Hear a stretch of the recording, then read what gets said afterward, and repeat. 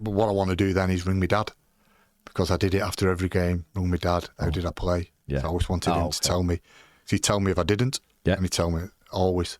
So that was something that, you know, again, I'm so proud of. Yeah. Mean a lot, that, so you can see your dad. Before we get on to today's episode, can I please ask you a favour? Hit the subscribe button. The bigger the channel grows, the more guests we can get on them, the more of these we can produce. So it really does make a difference, and we really, really appreciate it. Today's guest is a former professional footballer. He won an FA Cup and Charity Shield with Everton before his career was cut short through injury. Today I'm joined by Joe Parkinson. Joe, what is your earliest football memory? Like, how did you get into football? Oh, that's a good question. Obviously, as a little kid, you remember always having a football under your arm, don't you? That from your dad? Your dad pushing you? Yeah, no, that's one thing my dad never ever did. Okay. He never ever pushed me, but I think in our era, I think we're quite similar, aren't we? Yeah. Yeah, I always had a football under my arm, whether I had wellies on, trainers, whatever.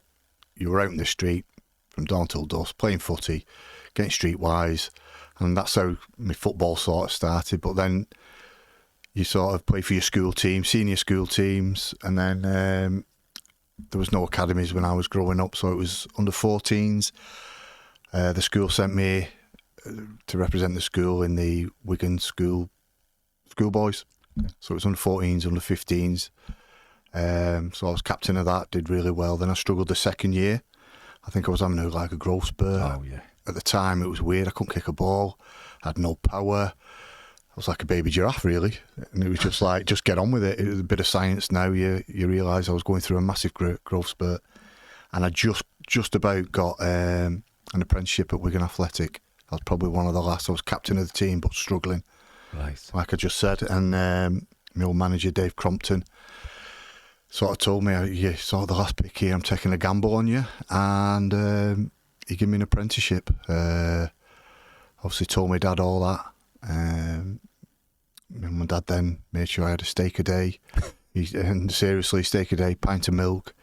I was at a local gym then doing the weights, and it sort of transformed me at the time. And I went back in then as an apprentice, absolutely flying, and sort of made my debut at 16. Then just everything changed, because, to be fair, I got in the first team, and then I went through a bit of a bad stage, and I wanted to give up football. I don't know if anyone's ever known this, but my mum and dad were away on holiday, and I went to the Army Careers Office in Wigan to join the Royal Marines.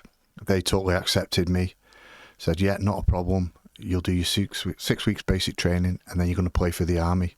I thought, I didn't really want to do football. That's why I want to come in here, but carried on. Went in and told the manager, which was Ray Mathew and Dave Philpotts, and they said, whoa, just hold on there. You know what we're thinking of you. Can we come to your house with your mum and dad and just have a chat? So they did. Also, my dad was devastated when I told my dad. He was absolutely devastated. I didn't realise what was going on in my head, really. And then I had a good chat with the manager, assistant manager, and I said, well, I'll give it 3 months. And within that 3 months, I don't know whether they pushed me more in the first team because of that, or it was a big release off me that I felt wanted again. I don't know what it was, but things went from strength to strength, and I was in the first team playing football, and that was it then. I had a football career started. Mad. Could have walked away. That's for the Army, if anything. Yeah, it was something I wanted to do. That and wildlife were my passions at the time. God knows what I'd have been like as a soldier. I'm not the bravest. I think it was, at them times, there was no chance of wars and fighting. Yeah. It's a bit of a different thing now, isn't it? Yeah. But yeah, so that was my football career, and luckily I started at 16, made my debut at Wigan, and I went on from there. Who was your football hero growing up then? It was Brian Robson. Okay, so you're all action midfield. Yeah, that's where I thought I sort of was, because at that age I scored a lot of goals as well, believe it or not. Yeah, I think it's because the keepers were small, weren't they? The goals were massive, I think it was. But yeah, I just loved the way he ran up and down, tackled everything, carried on, just got on with everything. So, I mean, it's not a secret, is it? Growing up as a United fan, wasn't I? Mm-hmm. So yeah, he was my idol. He was the one I always wanted to be. Was a top. Yeah, he was. I mean, no matter who you support, he was England's captain. Yeah, and a very good player. I'd read somewhere you were a defender. Is that? Were you a defender? I mean, have I got my information? Yeah, it was a bit of everything. I started off schoolboys. I was a central midfielder, but I made my debut at Wigan as a right back. Okay. Yeah. To be fair, I remember when I was still at school. In school holidays, you used to have to go in. Yeah.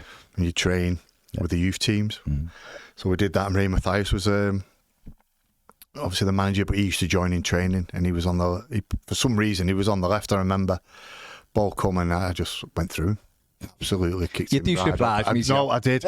Because that's what you did. Yeah. That's what, you make a good impression, and I think that sort of stuck with him. And next minute, I was playing right back. I'll never forget, it was Blackpool away.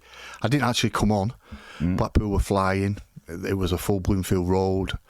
I was 16 years old, just left school. I was terrified. Getting slaughtered from the fans. Absolutely terrified I was. My family watching. It weren't till, I think, the week later at Mansfield away. Again, they were flying. I think at the time we was one of the youngest ever back fours in the league. I was 16, the other centre-half 17, 18, and I think 18 again. And we won 1-0, and I scored the winner from right back. I shot in the box. I think it was going to hit the corner flag. It hit someone else and deflected in, I'm not going to lie. But, I was in the football. I was made up because I was in the football pink. My dad used to always tell me to go and get the footy pink, and this time I was in it. So that was a proud moment for me and my family. Where were you playing in the youth team? I was at Wigan. I remember Dave Compton and his son Jack and... no, it was Jonathan. Jonathan. Oh, we should call him Jack. Oh, right. So where were you playing? Actually? I was a centre back, a centre midfielder then. Midfielder for Wigan. Okay. And I had two good years there. We did quite well in the youth cups, and play some good teams and what have you. And there were great times. You look back at them and go, you had a laugh. And my apprenticeship was an amazing. Yeah. And whether it's right or wrong, the apprenticeships aren't the same now. No. They were great. They were. You learnt a lot of, not just football, of life and the basics. We went in things like that. Well, the first 2 weeks at Wigan used to have a little track round it, a dog track. Yeah. First 2 weeks, you'd weed it. You'd have to brush the stands of all the stones. You'd paint. You never saw football. Then you'd have to carry the gear all the way down to Robin Park, which is a couple of miles away. Carry it all back. Go to the shop for the football, the first team, sorry. Then obviously you'd have to do all the boots, and then you'd end up with a job. You had it for a week, the job, whether it was mopping corridors, changing rooms, the baths. It was brilliant, but you had a good time. That's Springfield. Springfield Park was great. Springfield Park was great. Oh God, it was amazing. It's just like, the younger generation, sound old now, but the younger generation won't get the charm of those places. It was like, I remember going there into it first, and I loved it. I absolutely loved it. I was there for about 8 months before I moved to Everton, but it was amazing. I loved it. I loved just going into that the dressing room and everything. I was there at Wigan when he made the FA Cup draw and he got Leeds in the quarter final. They had a great seat. Are you a year older than me? I'm 52. No, I'm a year older than you. So I remember people like Sean Fallon. Sean Fallon was...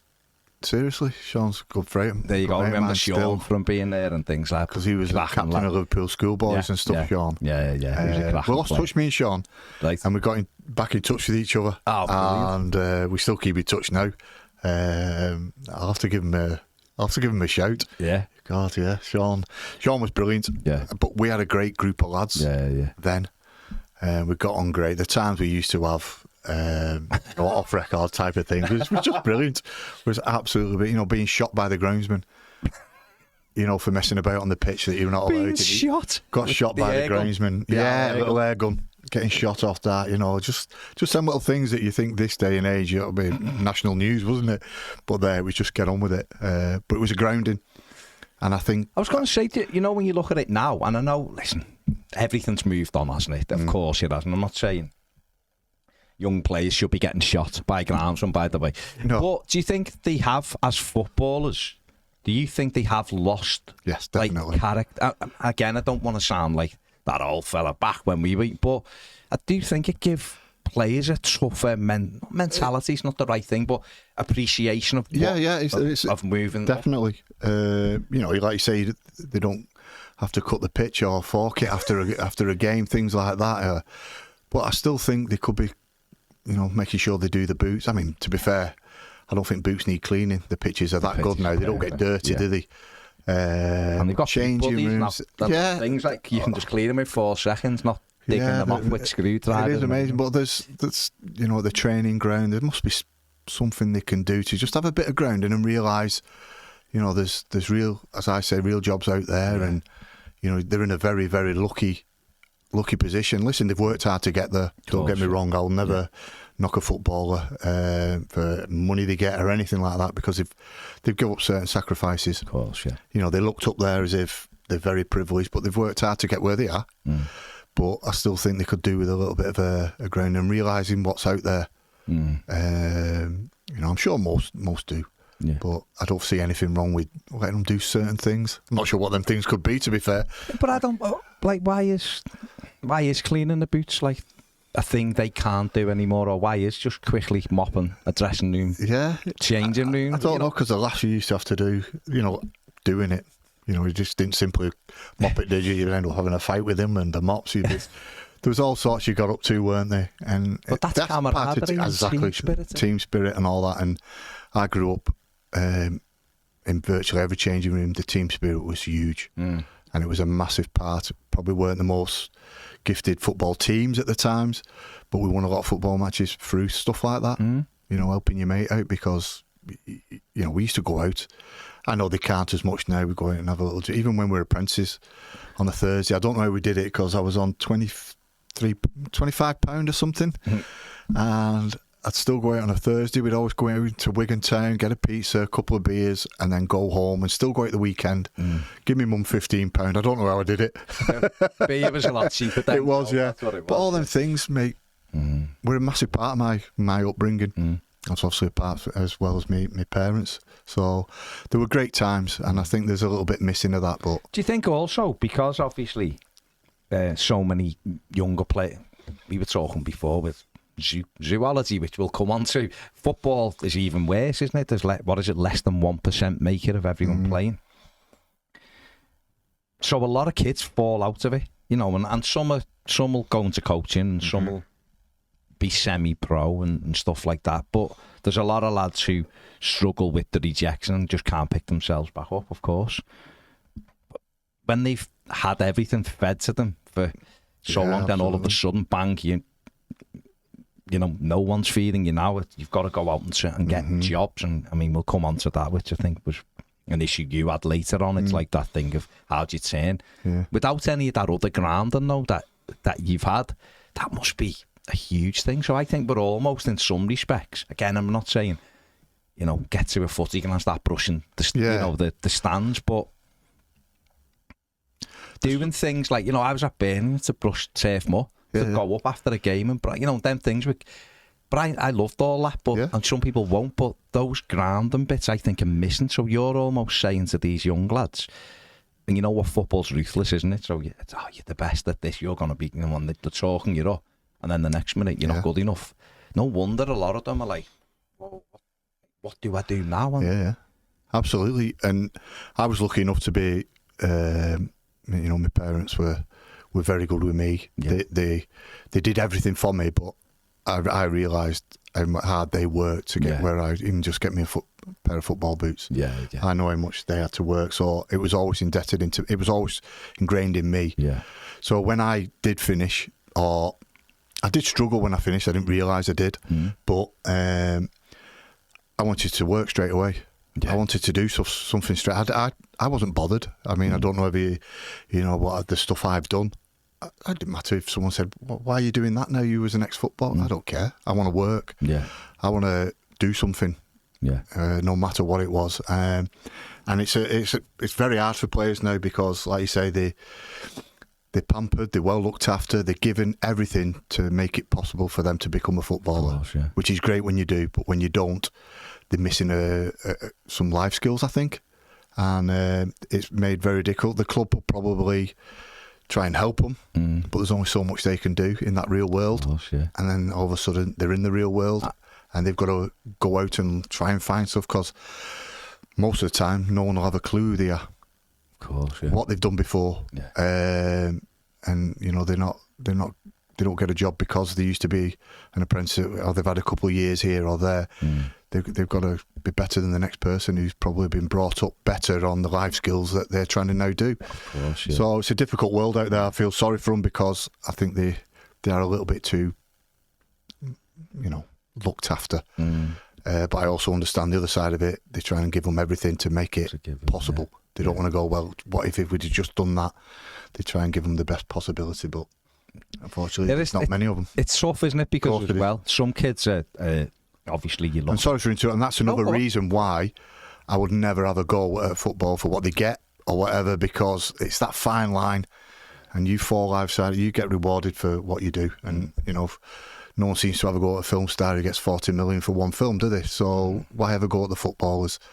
You know, it can be an hard life to get where they are, and again, they give up when they are the top ones. They can't go out normal and just, as we say, normal, go and have a little pint here and do this and normal things, would we say. They do give up a lot. I know in the real world people do give up and struggle, and I get that. But you know, for footballers, I think it's a difficult thing to say, because you know, they do get astronomical amount of money, and the lifestyle something else. But like I keep repeating, they've worked hard to get there. It's not their fault. It's a massive industry, and they need to be paid for what the industry gives. You know, other industries do the same and don't seem to get the same publicity as maybe a footballer does. Yeah, listen, it's the best of the best, aren't they? And the best of the best in every industry, and the money. My and just to close this off, my only thing with the lads who are, you'd have seen at the football clubs anyway, but some younger players are rewarded almost too much. So, you know, you hear stories of Chelsea, just picking a club, just stuff. Some of their young players, like I'm talking 16, 17 on 25 grand a week. And they might never make it, because at 17, you might be a mate. I mean, you said yourself, coming into that final year, and it was about an apprenticeship, all of a sudden you just hit the wall or whatever, and it was a flip of a coin almost. Probably wasn't that dramatic, but it was close. Someone going, actually, Joe, no, I'm backing you because you won't let me down. Those lads get to 18, the club goes, actually, got a lad who's 16 who we think is better, and we're not taking it. And if their health, like mental health, sort of goes enough that they can't pick themselves back up, all of a sudden they're not footballers. They've been earning, let's just say, 10 grand a week for argument's sake, because a lot of younger players are, and then they go for a job that's paying them £300 a week in an office. So that's the key, isn't it? Yeah. That little flip, which is why I don't know whether this happens, but for me, that if you're a young player and we say we're going to keep you, we're going to reward you, you should only get a fraction. You should get all the money, but just a fraction of it, because I think if you do fall this side of the line, it's really difficult to balance, and they're sort of lost for a few years. And I think we're seeing more and more of that now because of the rewards as well. Yeah, absolutely. You know, because they looked after so well, they can be quite fragile when they come into, as we say, the real world. Yeah. And unfortunately, a lot fall by the wayside and struggle. You're working, and we'll come on to that. Yeah, you know, like I say, we might come on to it later. I didn't realise I was struggling, you know, and I had a family. I had things all built around me, which I thought I was fine. You know, I was this player that was seen on the pitch as a hard man. You know, that's what people say about me, not me.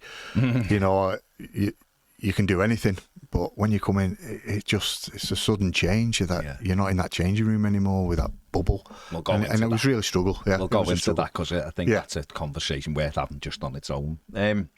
So you've got, what was it like going? Because obviously you said you were struggling a little bit, and then you got the apprenticeship. Yeah. What was that like for you, all of a sudden doing it full time every day, leaving school and going in? It was absolutely superb. Yeah. Doing something I'd always wanted to do. You know, going out training every single day, something you absolutely love, something physical, out in the fresh air, with a gang of lads who you get to know, you know, your apprentices with. It was just absolutely two great years being an apprentice. It was absolutely fantastic. And I absolutely loved it. I had a couple of struggles here, like I mentioned earlier, but you've still got mates. And like I say, I still keep in touch with a couple. They were just great times. And it was good to see other players go on and do other things well. Can I go back to when you said you thought about jacking it in for the army? Yeah. Well, how soon was that into your apprenticeship? Was this had you played in the first team? No, right. No, it was just before. So it wasn't that sort of long, like, was it? No, not really. Right. Things were going great, and then it was weird. Just suddenly, all of a sudden, not enjoying it. Things weren't going well, and I just thought, I don't want to do this. It was weird, really weird, and for them two managers might have said, well, I'll go on then. Fair enough. Of course, yeah. Leave, then God knows where I'd be now. But they took the time to come to the house, change my mind, and like I say, just things went from strength to strength then. Yeah. So making your debut at 16, I mean, that's from a year before, feeling like you were struggling playing in the first team within a year. That is some progression. And then scoring a goal. I mean, just go back to scoring the goal. What was that feeling like when you whacked it in and the fans are like I say, I think it was going to hit the corner flag. No, it was on target. It was. I can't lie. You put a bit of fade on it. I did try and bend it, by the way, but it was weird because we were under pressure, and I think he had to play us. Wigan at the time couldn't go and buy players, so we had such a young back four. Couple of the apprentices, 3 of the apprentices were in the team. So it was amazing, and obviously I was an attacking fullback, running up and down. I was in the box. It came to me, little half volley, I think it was. It definitely was going wide, deflection in. It's weird. You just think of your family, right? Yeah. Mum and dad were there all the way through. Whatever, from my Sunday teams to school games. My dad was there. My dad worked shift work, but he always got round to being there. And my mum as well. So it was just knowing how proud they would have been. And like I say, it was then getting the pink. My dad, I've still got all the cuttings. My dad passed now. Got all the cuttings. That was a massive achievement for me. Was I've done it, scored a goal. I'm a professional footballer, but how proud of my mum and dad. And I might mention it later on when I was at Wembley. That was my biggest, looking up and seeing my mum and dad at Wembley. To be rewarded for, I can feel myself going now. So now we'll come on to that, obviously. But that is a great moment because obviously you do it, don't you? It's your parents. Like my dad took me everywhere, like literally everywhere, and he's there watching my son now. He's everywhere. Any game he's playing, he's there. And so for you to do that and that's like a lovely little moments for your family to share and to go, well, it was worth taking them to Robbins Park in the rain. It was worth doing that, and that is the reward. It is. It's really rewarding. No money. And to be the winner as well. Come on, that's what a feeling that must have been. Yeah. God, getting a shower and you've just won the game. Yeah. I'm not sure about the attack and fullback. No, I was. Overlapping. Oh God, yeah. Because one thing I could do was run. Yeah, no, I could run. You could run. So no doubt. I was a cross country champion at Wigan and all this stuff. So that was a big part of my game. Was I could run around. Yeah. I was also overlapping, making sure my winger was more knackered than me. So that's how I thought it'd work anyway. So that was great. And then I was still grounded because then I'd still be here the next day. We'd be off on the Sunday. Yeah. In the Monday, so I've got to get my boots ready for me. My player who was training as well, Dave Thompson it was at the time. Right, I've got to clean his boots, get his stuff ready, make sure it's all ready for when they come in. And bang, I was back to being an apprentice again. I was going to say, so how did it work then? So you were in the first team. Were you then training with the first team, or were you back with the? No, then I'd start to train with the first team. Okay. And then when more players then become fit again, the senior players, I'd be dipping in and out, and then I became sort of more of a regular then. What was the relationship in the first 2 years like with the other lads though? Were they made up for you to be in the first, or was there a little bit of jealousy? There was a couple of us that were in and out. Okay. Like Sean as well, got touched in there and come out again. Alan Johnson, there was a few of us. Peter Atherton was a year above, he was more of a regular in there. Yeah. So it was good because there was you was first year or second year apprentice, and both were in and out the team. Okay. So we were all like made up for each other. Brilliant. You know, so like I say, we were all at Robin Park. It wasn't a separate training ground. No. You know, we were in separate changing rooms in the fact that there was the first team and then everyone else was in the other one, which wasn't, you know, the most luxurious of changing rooms. But, you know, it was great. Yeah. Just great times. I mean, for Wigan, did really well. I mean, 119 appearances, 6 goals in the league. 6 goals. You were flying. Bournemouth. Yeah. How did that come about? Right, well, it was weird. I got a phone call. Well, to be fair, I don't know if you remember Neil Rimmer. He was Wigan's captain at the time. And I think Bournemouth, he went down and spoke to Bournemouth, which I didn't know about, with Tony Pulis. And then he came back and he went, he quite fancies you, you know. But prior to that, we played Bournemouth, and Bournemouth were quite a decent team at the time. Played them at Robin Park, and they had a lad called Peter Shearer, I think his name was, centre midfielder. I think he was one of the best players in the league. Yeah.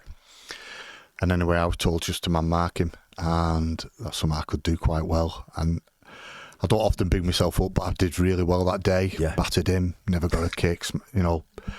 And I think Tony decided there, you know, I could. And I was coming to the end of my career contract, and Wigan was just getting taken over at the time. Nice. And Dave Philpotts was the manager, but I think he was coming out of that because the new ones were coming in wanting something else. And he sort of come to me and go, "We're going to offer you that." I went, "Listen, I've got 2 kids now, family. Never had a signing on fee. I just need a bit more." I said, "You're not going." I said, "Right, I won't be signing." And he sort of, I didn't know at the time. He knows Tony. Right. He got a bit of an inkling. Didn't know properly. Yeah. So Tony met me at Manchester Airport with a lad called Russell Beersmore. Remember him from Man United? Manchester United. Yeah, well, he's a Wigan lad, so I knew him. Yeah. So we met him at Manchester Airport, had a good chat, really fancied it. Tony invited me and the family down, looked after for the weekend round Bournemouth. It was fantastic. What a place. Mm-hmm. Came back up, and a new manager had come in, Kenny Swain. Kenny's Aston Villa, ex-Aston Villa. Yeah, I think he'd just come from United. I'm not sure anyway. Yeah. So he come in, Joe. Well, I went, "No, I want a signing on fee." I wasn't asking for much, but I wanted some. Mm. No, he said, "Well, I could get you a trial at Man United for a couple of weeks." And I went, "I don't want to do a trial anywhere. I need contracts. I've got family here." Yeah. No. He said, "Have you got something else?" And I just went, "No." Yeah. So I didn't want to give anyone anything. No. So I went down to Bournemouth.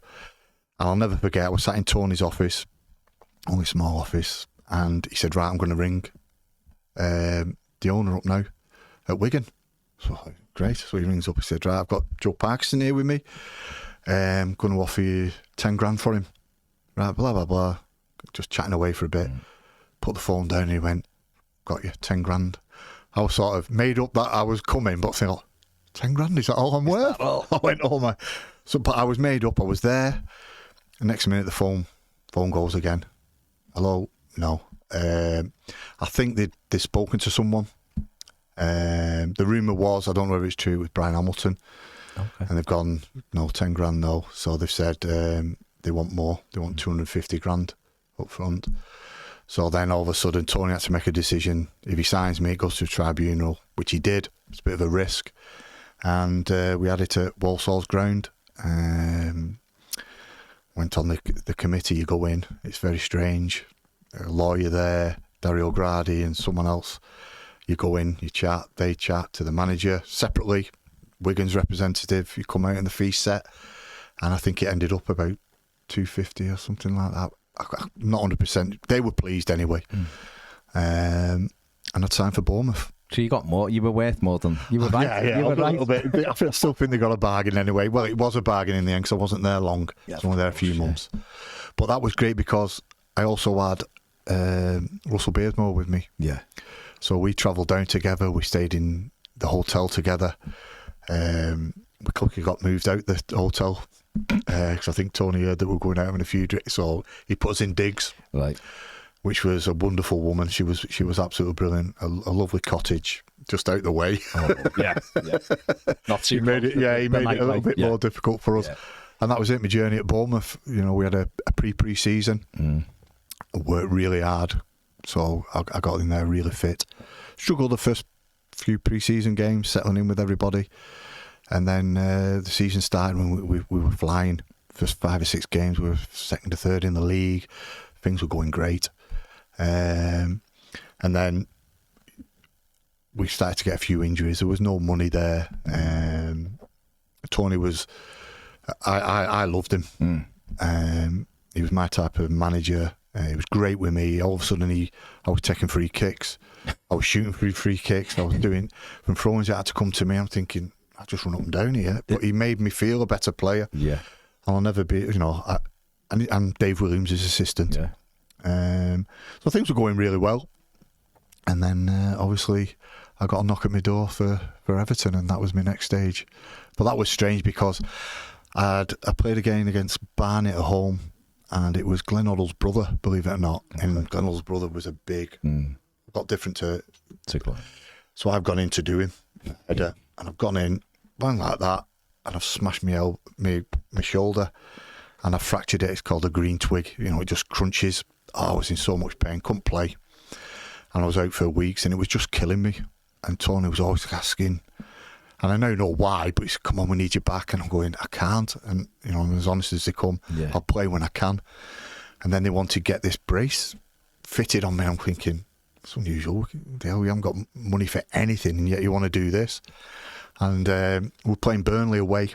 Okay. And he says, you've got to play. And I'm going, I tried to play, and I was running like this, put this brace on. I said, of course, I'll try. So we travel all the way up there, play, and we get beat 5-0. And anyone touched me, it was killing me. I actually played okay. And I didn't know that Jimmy Gabriel was at the game to watch me. That was the reason they wanted, because Bournemouth wanted to sell me because of money. Didn't realise. Anyway, go home. The next day, I get up, do my... Got the Asda, get the family shopping. Just get back and sit down. Yeah, next minute, bang, bang, bang on the door. And open the door, it's Tony Pulis. All right, Joe, yeah. How do you fancy going to Everton? Everton want you. And I went, what do you mean? He went, they want you. Would you go? I said, I'd love to. He said, right, well, you need to get to Heathrow by a certain time, blah, blah, blah. Get on the plane and they'll, oh, right, okay. So that was a shorts version of it. He went, how do I get to Heathrow? I didn't know how to get to Heathrow. Luckily, my next door neighbour, who I got on great with, he was going to London loads, knocked on the door, he went, I'll take you. So he took me, and next minute I'm on the plane, sat next to Anders Limpar, same agent, off we go. And we end up in the Bell Tower, it was called, on the East Lancs. Yeah. It's the Suites, I think it may be called now. It's the Suites now, yeah. Excuse me. So we go in there.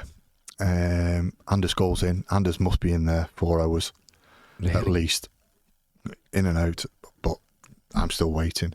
I go in 15 minutes if that. And believe it or not, the money was nothing. I couldn't. Really? It was not much more than I was already on, but I didn't see it as that. I thought, I've got a chance here. Everton, wow, I've got to sign. I can't knock this back. I think I was a little bit naive, to be fair, because I didn't realise other clubs were interested in me. I didn't know anything. I was in my own little bubble, just wanted to play footy. Yeah. So when you look back and get told stuff now, other teams were interested. And, you know, if I wanted more money, I probably should have. Yeah. But I weren't too bothered. So I ended up signing for Everton. I remember ringing my mate up, who lived around the corner, big Evertonian. Guess where I am? I said, I'm at Belter, just signed for Everton. What? It was scary. Yeah. The problem started then to obviously get tickets then for all the lads, wasn't it? But yeah, I'd signed, and it was a big shock to me, to be fair, and I really struggled. When I first come to Everton. Didn't realise probably the size of the club. I remember watching them a couple of days before. I think they were playing Norwich, getting beat at Norwich, and next minute I'm training with them, and I was in awe, I think. And I really struggled, and I can understand why. I'm from the Northwest, I'm from here, and I struggle to fit in. Imagine what the players are like coming from foreign, can't speak the language. I can sympathise with them, because I'm a local lad, still struggling. So, yeah, I struggled. It took a while. It was mad, that deadline day, because it was deadline day, wasn't it? And then obviously, as an Evertonian. we signed Anders Limpard, made up, and then it was like Joe Parkinson. Like, who's Joe Parkinson, and what's happening? Is he coming in now? And obviously, as a fan, Everton was struggling, mate. Yeah. And it was like, well, is he? Because we need players now. Is he going to play now? And I remember Mike Walker sort of saying, it might be a year before we see Joe. And it just, now you'd go, well, I get that. He's a younger player and he'll develop. No, but at the time, we were like, see, I was never told anything like that's that. a strange thing. Were you never? No, never said we bought you to maybe for next season or the season after or to develop you or anything. Because the link was Dave Williams. Yeah. Was the assistant to Tony Pulis. Yeah. He then left when Mike Walker took over and must have said, there's a lad here. Yeah. And like I say, the next day was a press conference, and it hit home to me. We go up into the manager's office. Yeah. Door opens, Anders walks in, I walk in behind. It's rammed with press. I'm in there half an hour. Not one question to me. Walk straight back out again. Really? And you think, no one knows who I am here anyway. Yeah. This is... And I think that maybe that had been the start of it, but it was a struggle. I think was in some respects though, and I know it isn't because you yourself, aren't you? I'm saying, was that almost not putting any pressure on you though? The fact that, although I felt quite low coming out. I was gonna say, if no one, because I always remember, I don't know whether you remember this, but remember when Wayne Rooney and Tony Hibbert. So when Wayne Rooney signed his new deal, Everton had him and Wayne Rooney in a press conference, rammed. I don't think anyone asked Tony Hibbert a question. And Tony was like playing. And everything was about Wayne. And I remember thinking, I wonder, in one respect, that no one's putting the pressure on that, but in the other respect, nobody said just two questions, just how do you feel? And I understand that. You've not one. It was difficult. Yeah. And then I didn't understand when you go into Belfield, there was a changing room structure, first team, young pros, apprentices. You had to sort of work it up, and I went straight in there. And it was difficult. I remember someone only asked me this the other day. I went in, and luckily I knew Jimmy Martin because he was the bus driver for the coach when Wigan used to use Everton's coach. Everton as well, so I knew him. He was now the kit man. Joe, how are you? I sat down. I was in before Neville, which is unusual. You must have got in early, mate. Yeah, very early. So I sat down, and Nev sits opposite me. Right. And as soon as I walked in, all right, mate. You're my head tennis partner. Walked straight into the big gym. We're playing the ground staff. That broke the ice. Yeah. From then on, me and him were head tennis partners. Right. Yeah. So that was good. And I thought that's good because normally hammers people, don't he? So he was still doing that. Don't worry, he was still doing that. But for him, for me, one of the biggest legends ever at the football club. Oh God, without a shadow. It was his way of looking after me. Yeah. And it wasn't until probably after the pre-season that I started to feel part of the setup of the senior lads accepting me because the manager was still struggling. Things weren't great. Still struggling team. Senior lads not really having the manager. So it weren't the best of environments. Well, what were you like with Mike Walker? Because obviously, when Everton got him, he looked like a great fit. He'd done really well at Norwich. Obviously, Howard Kendall had left abruptly and Walker come in, and even the team before Walker come in was doing all right till Howard left, and then I think it lost 6 out of 7 games under Jimmy Gabriel, and it started falling down the league. But I've spoke to many Everton players from that era, Nev especially, won't have Mike Walker for what was he like with you? Listen, when I do functions and stuff, I always get asked these questions. Yeah. And I don't like saying anything I will do. But unfortunately, he's the one who took that gamble on me. So I'll always be indebted to him for that. Of course, yeah. But he didn't get the place. No. It took me a while to get it. But unfortunately, he was the sort of head of it in a way, wasn't he? And, he wanted to be out drinking with the lads at times. He didn't really take training. He'd be out when it was sun. There was all little things, and the senior lads weren't having him. Nev told me many a time he'd just be sat on a sunlander in his shorts in pre-season when nothing else on while everyone was training. Yeah, sure. He'd come out, and we'd all be finished training coming in, and you're like, it wasn't the greatest, unfortunately. But you were in. I mean, considering you'd come in the March, wasn't it? And then you didn't appear, did you, for that season? No. And then the next minute, you were very much part of it. So how did that pre-season go for you? Yeah, it was good because it was mad. Yeah. We went to Scandinavia and we had a good 3 season. That's good. On and off the pitch. Yeah, I was going to say. Simple as that. Yeah, it was like, and I think, like, we go out drinking. That was it. We'd go out and have a brilliant time. Yeah. And I think if I'd have not done that and thought I want to be a good pro here and try and get in the team, I wouldn't have been accepted because at the time, that's what everyone did. The culture, wasn't it? Yeah. Do you know what I mean? So when I did all that and the senior players, you start getting part of it then. Yeah. And that's when I started to feel better and my football started to probably get better. And that was a massive part of it. So pre-season was brilliant in the fact that I don't think the football was as good as the off-field thing for me. Yeah. In the fact that the results weren't going great pre-season. We weren't. Things were still not quite right. But off the field, I was getting really accepted, and that was a massive part for me then for my football to improve. I remember the opening game of that season, because the Park End was the first game, wasn't the Park End? And we played really well. We played Villa at home. Played really well, and I think John Fashanu equalised at end at 2-2, didn't he? And it was one of them, we could have won. And we had a few moments like that under Mike Walker in that first part. Should have won that. And we drew with QPR at home, we should have won. And, different things like that. But we only won one game in the opening of 14, which was West Ham at home, which Gary Ablett scored in. And see, I remember a little thing that we played Portsmouth, right, which was bad. Yeah. And League Cup. I thought I was doing okay. Things weren't going great, and I'll never forget. And it's another thing that Tony Pulis, he was commentating on the game. Oh, okay. And he spoke to me afterwards. And I remember the situation. Ball got played to me.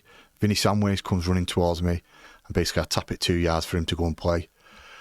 So basically he's come and took the ball off me. It's a little tap it. And Tony Pulis says, "Don't let me ever let me see you. Let someone else take the ball off you." And I sort of went, "What do you mean?" He went, "Well, it's you or him." And I just thought, he's right. I've got to start doing what I want to do, not be just being a little bit part here. And I'll never forget that. And I thought, wise words. And I realised then it's how cutthroat it is. And for me to try and stay in, because I wanted to play for Everton forever, I've got to start standing up for myself a little bit more. And that's one thing I did. And luckily, Vinny fell to the wayside. That's mainly through probably Joe Royle coming in, which was I'm sure we'll he did score a cracker in that Portsmouth, but if it was the home one, he scored a cracker, Vinny. We got beat 3-2 with his left foot. Gladys Street with belter. I mean, he didn't score that many, so it's printed on him or me, brain. both. Not you. Both of us. No, I remember all mine as well. No, it was, but it was we got to that period, didn't we, on the international break, and we were actually 3 games unbeaten, which was a big thing at that time. With the one win, and Norwich away was 0-0, and then that was Mike Walker went and Joe Royle come in, and then you seemed to go up another level then as Joe and Willie Donachie come in. I mean, what were they like for you? Again, Tony Pulis was a massive part of my football life, and Joe Royle and Willie were just the same. Everton career-wise, Joe was the biggest thing ever. Yeah.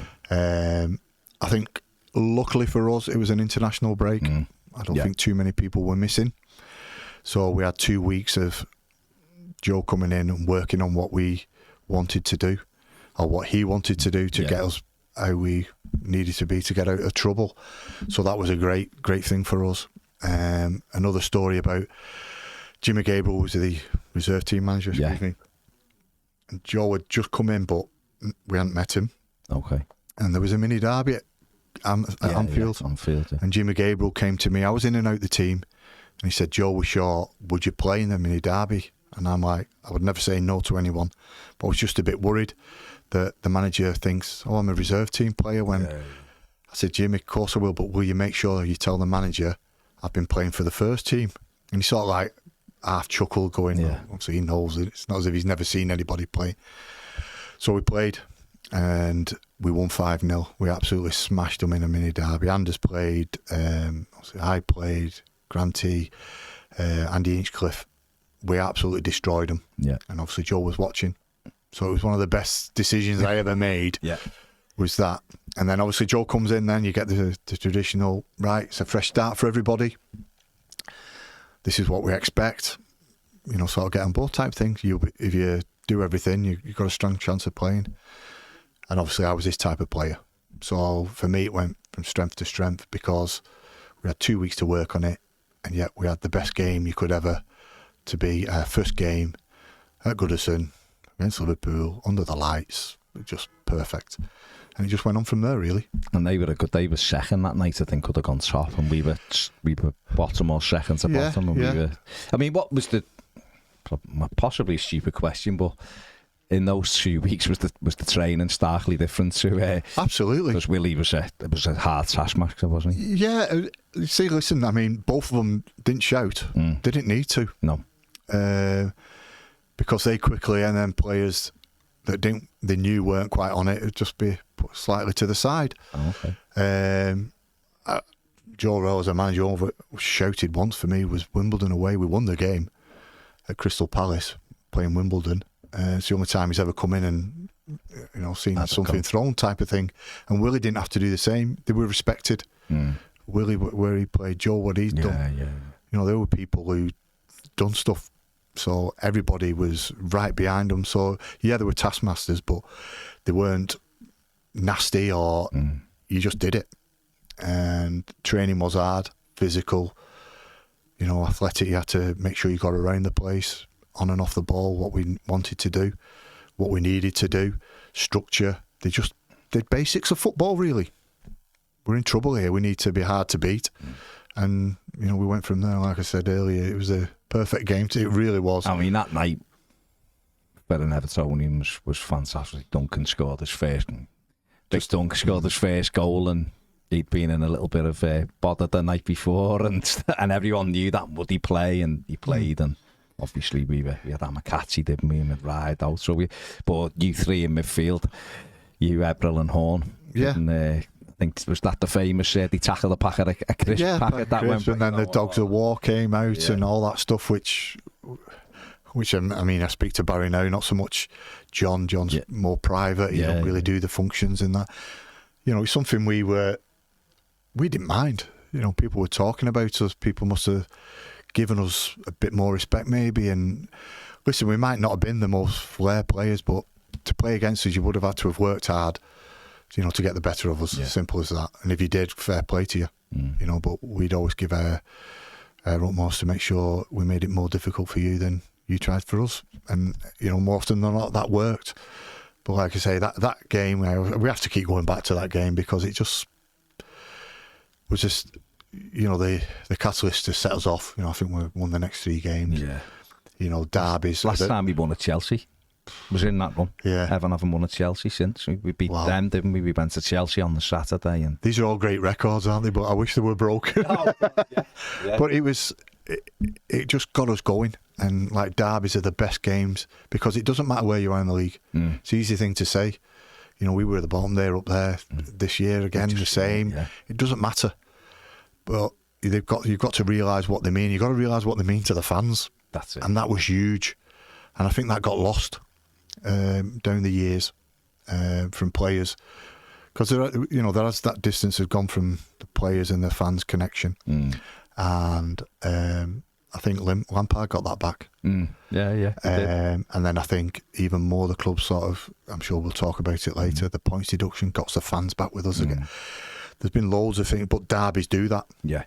And once you realise how much it meant, and it meant a lot to us as well because, we still go in the Winslow for a drink afterwards, or we're going to town. Yeah. You saw everybody and you realised what it meant. That week was horrendous. Yeah. Coming up to it, the nerves and the press, and it was just such a big game. So to have it as our first game, the manager Duncan scoring, it was just perfect at night. And it just set us off on a great run. Won at Chelsea, beat Leeds 3-0, kept it going brilliantly. In fact, I think he only lost 6 more games for the season, which was, the form that Everton showed under Joe Royle till the end of the season was unbelievable. We'd give 14 games away and hardly had any points. With that came the FA Cup run as well. Scored your first goal in that Norwich in that 5-0. 20-yarder, yeah. But I remember that derby at home in the 3rd round, which was a hard graft. Andy Hinchcliffe scored, didn't he? And it was a hard graft. And then Wrote to quite a few Blues who played in the Bristol City away game. Which I remember Matt Jackson saying, because Jackson scored the winner, didn't he? Saying like, and I still remember it. I don't know how we got through because they missed about 6 sitters, didn't they? Yeah, I think 10-1 would have been fair. I really do. That day they had a lad on the wing, Junior Bent. He terrorised the Bugsy. Yeah. And they missed loads of chances. Pitch was boggy. Nice way of putting it. Yeah. Pitch was like a traditional pitch at the time. And then Jack O'Gousin scores a half volley like that with his left foot. Yeah.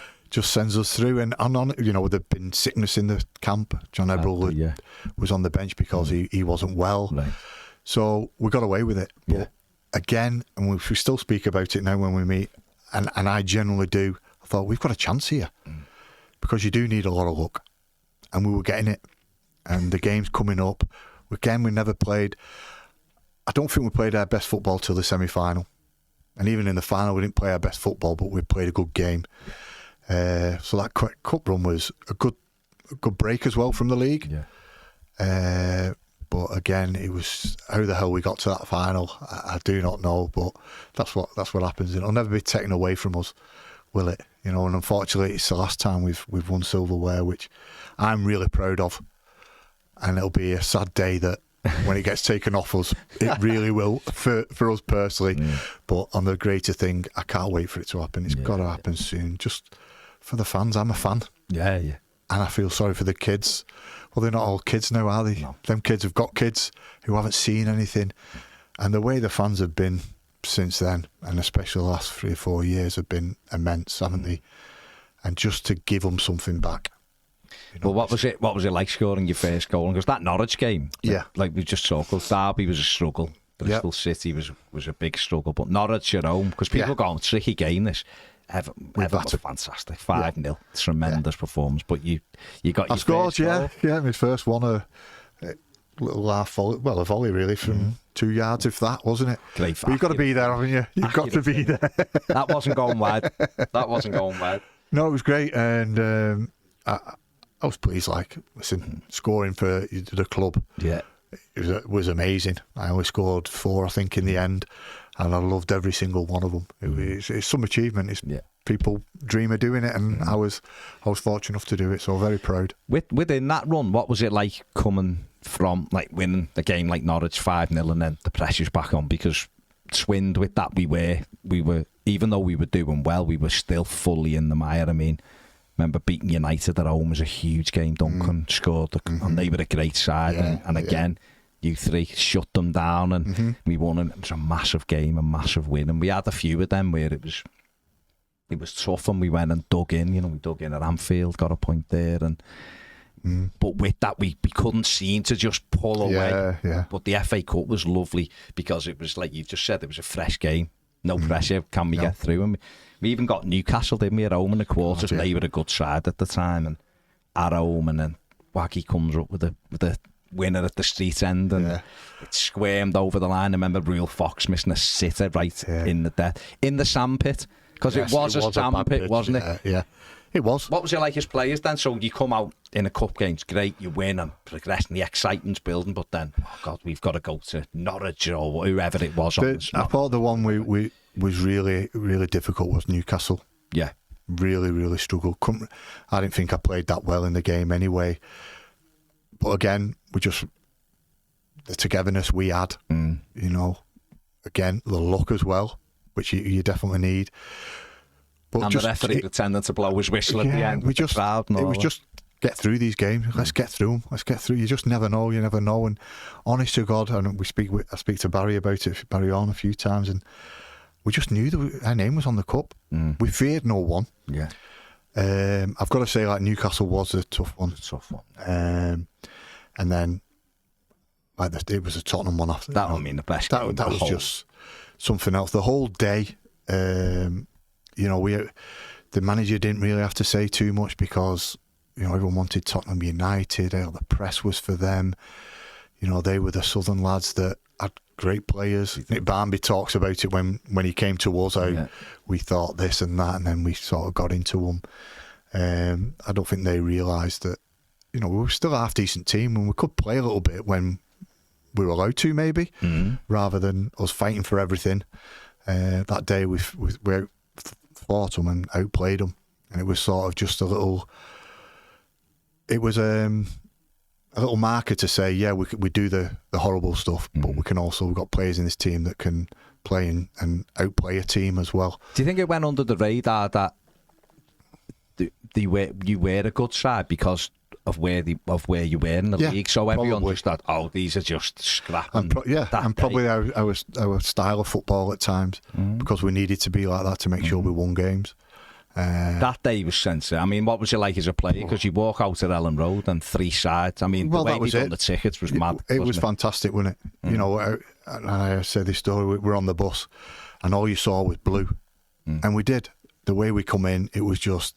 And I've been on that other side now, been to Wembley, watching Everton, and the fans are scary, and they really are. And I'm getting goosies now. They're a different breed, thank God. And all we saw was blue. You see the passion. And you didn't have to, again, say much to us. The press were doing it, wanting Spurs. So anyway, we come and you walk out, and then, listen, that stand is amazing. But it was only full of Spurs fans. And obviously they're in the God, so you can't hear them anyway. We have 3 sides, and that's all you could hear. So that was a massive, massive plus for us. We didn't need much motivation, but the fans give it us anyway. And from the minute one, we just got on top of them. Listen, they had great players, Popescu, all them was, but we just got right on top of them, and we scored at the right time. Bit disappointing they scored. Still, I was going to say, definitely not. It was disappointing. Wasn't a penalty. No, he's gone up and cleared it. Klinsmann does what he does, and then they had a chance straight after, didn't they? God, I can't remember. Nev saved it, left foot. Nethercott, left foot. Yeah, they had that chance. Never again saved it, and then. We just went on, and the famous Amo subbed them on. Himself on. Yeah. It was just... What was he like, Danny? What was he like? I loved him to bits. It was a shame. I really do think we got rid of him a little bit too soon. Yeah, I think so. He was just coming to it. As a character in the changing room, he was outstanding. Yeah. He was absolutely... Him and Nev together was just... He was a great lad. Because he had that block towards the end of the season. He had a really great run. I'm coming on in the semi-final, thinking himself on. If you don't know, he subbed himself on to the pitch, and before the manager could realise what he's done, he was on, and he come on and scored 2 really well taken goals. I mean, Gary Ablett's run when he sliced it across, unbelievable. God rest his soul, what a footballer he was. And Amo scores the goals. But the week later, we played Newcastle on Good Friday, and he scored again, and brilliant goal, and he was in a great little run. But back to that, I mean, what was it like when he makes it 3-1? So you're hanging on a little bit, because we were then, even though as a fan, we had totally controlled the game. You 3 locked the midfield down. They were fantastic, and it was the dream final and all that. Of course.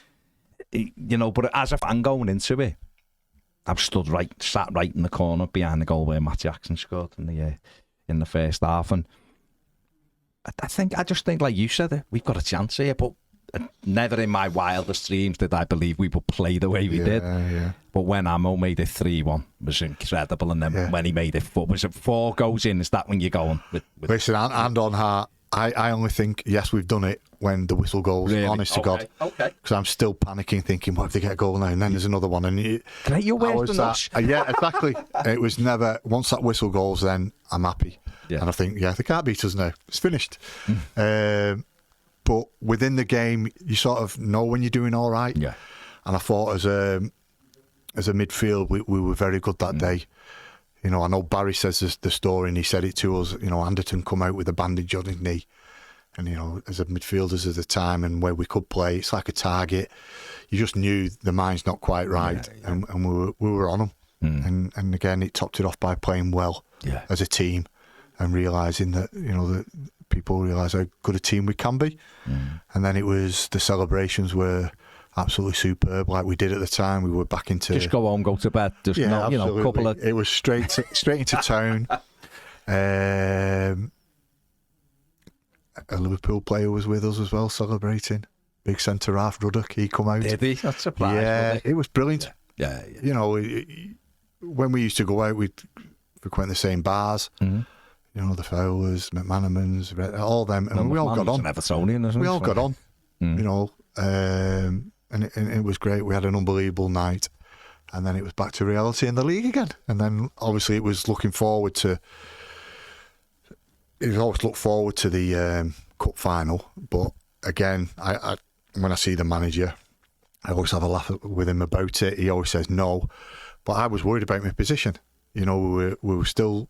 I was still playing, but you worry about getting injured or someone you're not so sure. So I was always, it was never, I've got a cup final to look forward to because I didn't know whether I'd play in it. Right. You know, I was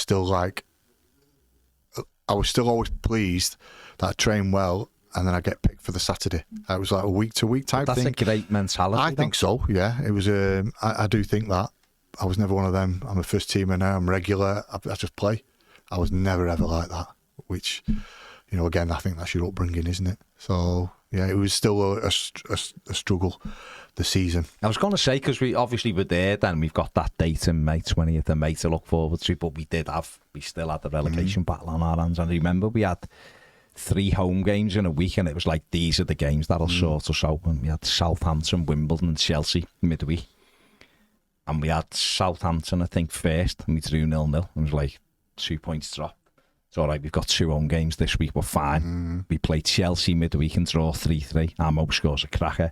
Paul Fairlong, I still don't know how the goal was allowed. He was laying behind Nev and headed it in, diving headed in. They had that terrible kit on, orange and whatever it was. And then we've got Wimbledon at home on the Saturday. Right, we'll definitely beat these, and then we're sorted. And we drew 0-0 again, and it's like, how have we had 3 home games in a week and not won any of them? Yeah. And we go off to Ipswich, and obviously we grab a win at Ipswich, don't we? Which puts it to bed finally for us. That was a difficult one for me. Okay. Because I'd been dropped for that game. Yeah. And this is where I speak to Joe about it. He said, I didn't drop you. I'm going to say I rested you. Yeah. I went, no, well, you never told me that, did you? And that's where we have a bit of fun. He never, so that was, so pleased that day, Rideout scored. John Eberl captain. Yeah. So then that makes me worried again for the cup final. Just all these little things, I'm like, oh, things aren't quite right for me at the moment. So pleased we got safe. That was great. Absolutely brilliant. Yeah. But then it just knocked on to then I wasn't in the team. I was never told I was rested, which I still don't think I was. we still argue over it when we see each other. I always say to him, why didn't you tell me? You know, and he just laughs. That was his way. But to get safe then was then we could really relax and look forward to, within reason, to the cup final at the end of the season. Going into that game, they just lost the league, hadn't they, the week before? Remember, they got beat 2-1 at West Ham. I think Andy Cole missed about 40 chances, and Blackburn won it almost by default, losing at Anfield, didn't he? Jamie Redknapp free kick back in the day. But going into that again, even though they were fantastic, I fancied us that day because they just lost the league, and I thought they're not in the greatest place, and we've got nothing to lose because everyone, United's, where they are, the runners up, it's their FA Cup. Yeah. And then obviously I remember being there, and again, not like now where team news gets leaked, there was nothing, so we're waiting, and I think everybody was changed. So I remember Stuart Barlow was changed and a couple of others who didn't make it onto the bench, and then I can't remember all this. I just remember because I stood at the tunnel end to the left. So I was looking at the pitch, the tunnel was on the right, and you all come out the training gear on, and people were playing head tennis over the boards and all that. Right. And then there was obviously a big roar because Duncan, no one knew if he was going to be involved, and Joe hadn't really played. And Dunk says this, he was, he kept them on he didn't know whether he was going to be involved. Him and Amakati come jogging up together, and then obviously everyone, because don't give everyone that lift. Yeah, absolutely. We were sort of, and it was like, right, we've got 2 good lads on the bench. We know these lads are gonna give it everything, and we turn, and it's just an unbelievable performance. Again, you lot in midfield up against United were unbelievable, like Scholes and people like that in midfield, Keane and those kind of players, and Nev making great saves and Scholes, and I mean, what was it like walking out then in the coming out? That's because Wembley's just not the same. It's great, but it's not the same now, is it? But you come that long walk. It starts from being a kid. Yeah, when you wake up. Cup final day, wasn't it? It was a full day of everything. It was always watching Liverpool and Everton for me. going down on the trains, the buses together, and all that stuff. They were amazing days, and it meant something. As a kid growing up, I just loved it, and I'm thinking, I'm here now. Again, I was worried about whether I was going to play. Yeah. It was only until the hotel when he did the team that, right, I'm playing now. Was that the day before, or was it on the morning? Do you know what? I'm a nightmare with memories. Okay. I can't remember the hotel. I can't remember really how it was done. Whether it was 2 days before or a day before. You know, all was them it the things. Royal Lancashire? Was it something like that where you stayed? I wouldn't have a clue, honest. I know, because and they're not like important things to me as well. No. So that's probably why I don't remember them. Yeah. But I was lucky enough. I was lucky for John because he'd done so well. But you know, I was in the team against a team I supported as a boy. It was a dream final for me. Yeah. Seeing my mum and dad, I touched about it before. What I did, you know, I hope I don't start crying here because I know what I'm like. Before, I thought, what can I do for my mum and dad? So I organised a limousine to pick them up from the council estate in Tilsley, where I'm from. Pick them up in the morning, take them to the airport. I flew them down. They got picked up by a limo, show them around London for a while, and then into the ground. And obviously back the same. At least I thought, at least I could do. And then when you walk out, that's something else. You hear the fans. And then you look to the right and you see your mum and dad. How'd you pick them up? Because it was quite early. It was quite early, so you know roughly where they are. Where they are, okay. I mean, my mum had the biggest homemade rosette with my picture in the middle. Oh, tremendous. You know, I see family, friends, see all them. That's when it hits home, your achievement. This is before the game. Yeah. That's just something I'll never, ever forget. That's the biggest thing, not winning the things. Yeah. Walking out to Wembley, seeing your mum and dad there. So, again, it's going off great. It's a team. The game goes quite well. Again, I don't think we played brilliant, but we stopped them. Yeah. Yeah, never had to be great. I thought we all played our part. We get the goal. We hold on. Who cares how we played? We've just won the FA Cup. Something I'd have dreamed about as a lad in front of my family. How good does it get? And that was it. I'm running around, not sure what to do. And then I, as a fan growing up, as a United fan growing up, I thought, well, I want a shirt. They weren't too best pleased. Get the trophy, starts going round. I run straight down the tunnel then, because I want a shirt. Next, they start walking down. Any chance of your shirt? F off. They were, oh God, it was horrendous. Another one, nothing. I thought, I'm missing out here. They're halfway around the pitch already. I'm going to have to go. So Lee Sharp starts to come down. I go, Lee, any chance of a swap shirt? He went, yeah, absolutely no problem. I'll see you in the bar after. Well, I didn't know we were in the same bar or anything. I'd never been here before. Obviously, they had.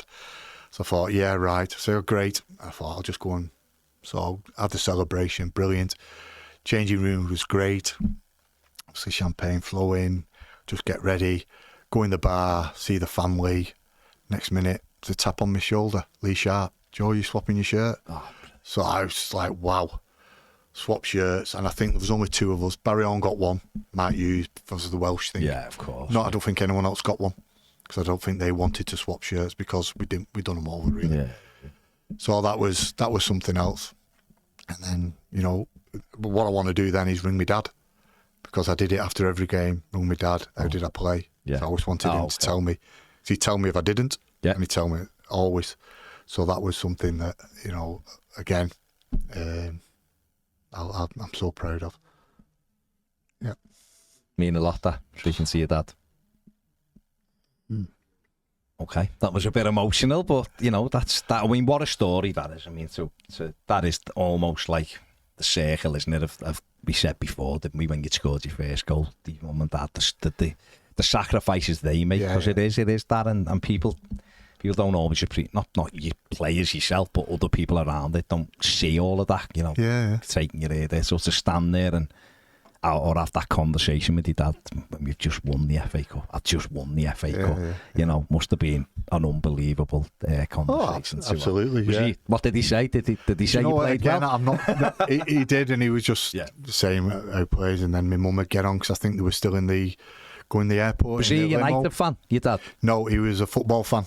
Okay, that's good. I was going to say, because I was just supported whoever I was playing for. 10 years earlier, United had beat Everton at Wembley, and I was there. It was just 1-0, Norman Whiteside scored 10 years later. I was supporting United. I was going to say, you were a United fan that day. 10 years later, it flipped. But like, my mum and dad were the parents who always back you. So they the were Royal the ones. Lancaster Hotel, it was. The Royal Lancaster. That's where you were, because Dunk came down with the old kilt on, didn't he? No. See, I don't know. You don't even remember that? No, You must have had a couple of sherbets by the time you got there, Joe. You must remember Duncan on tables with a kilt on.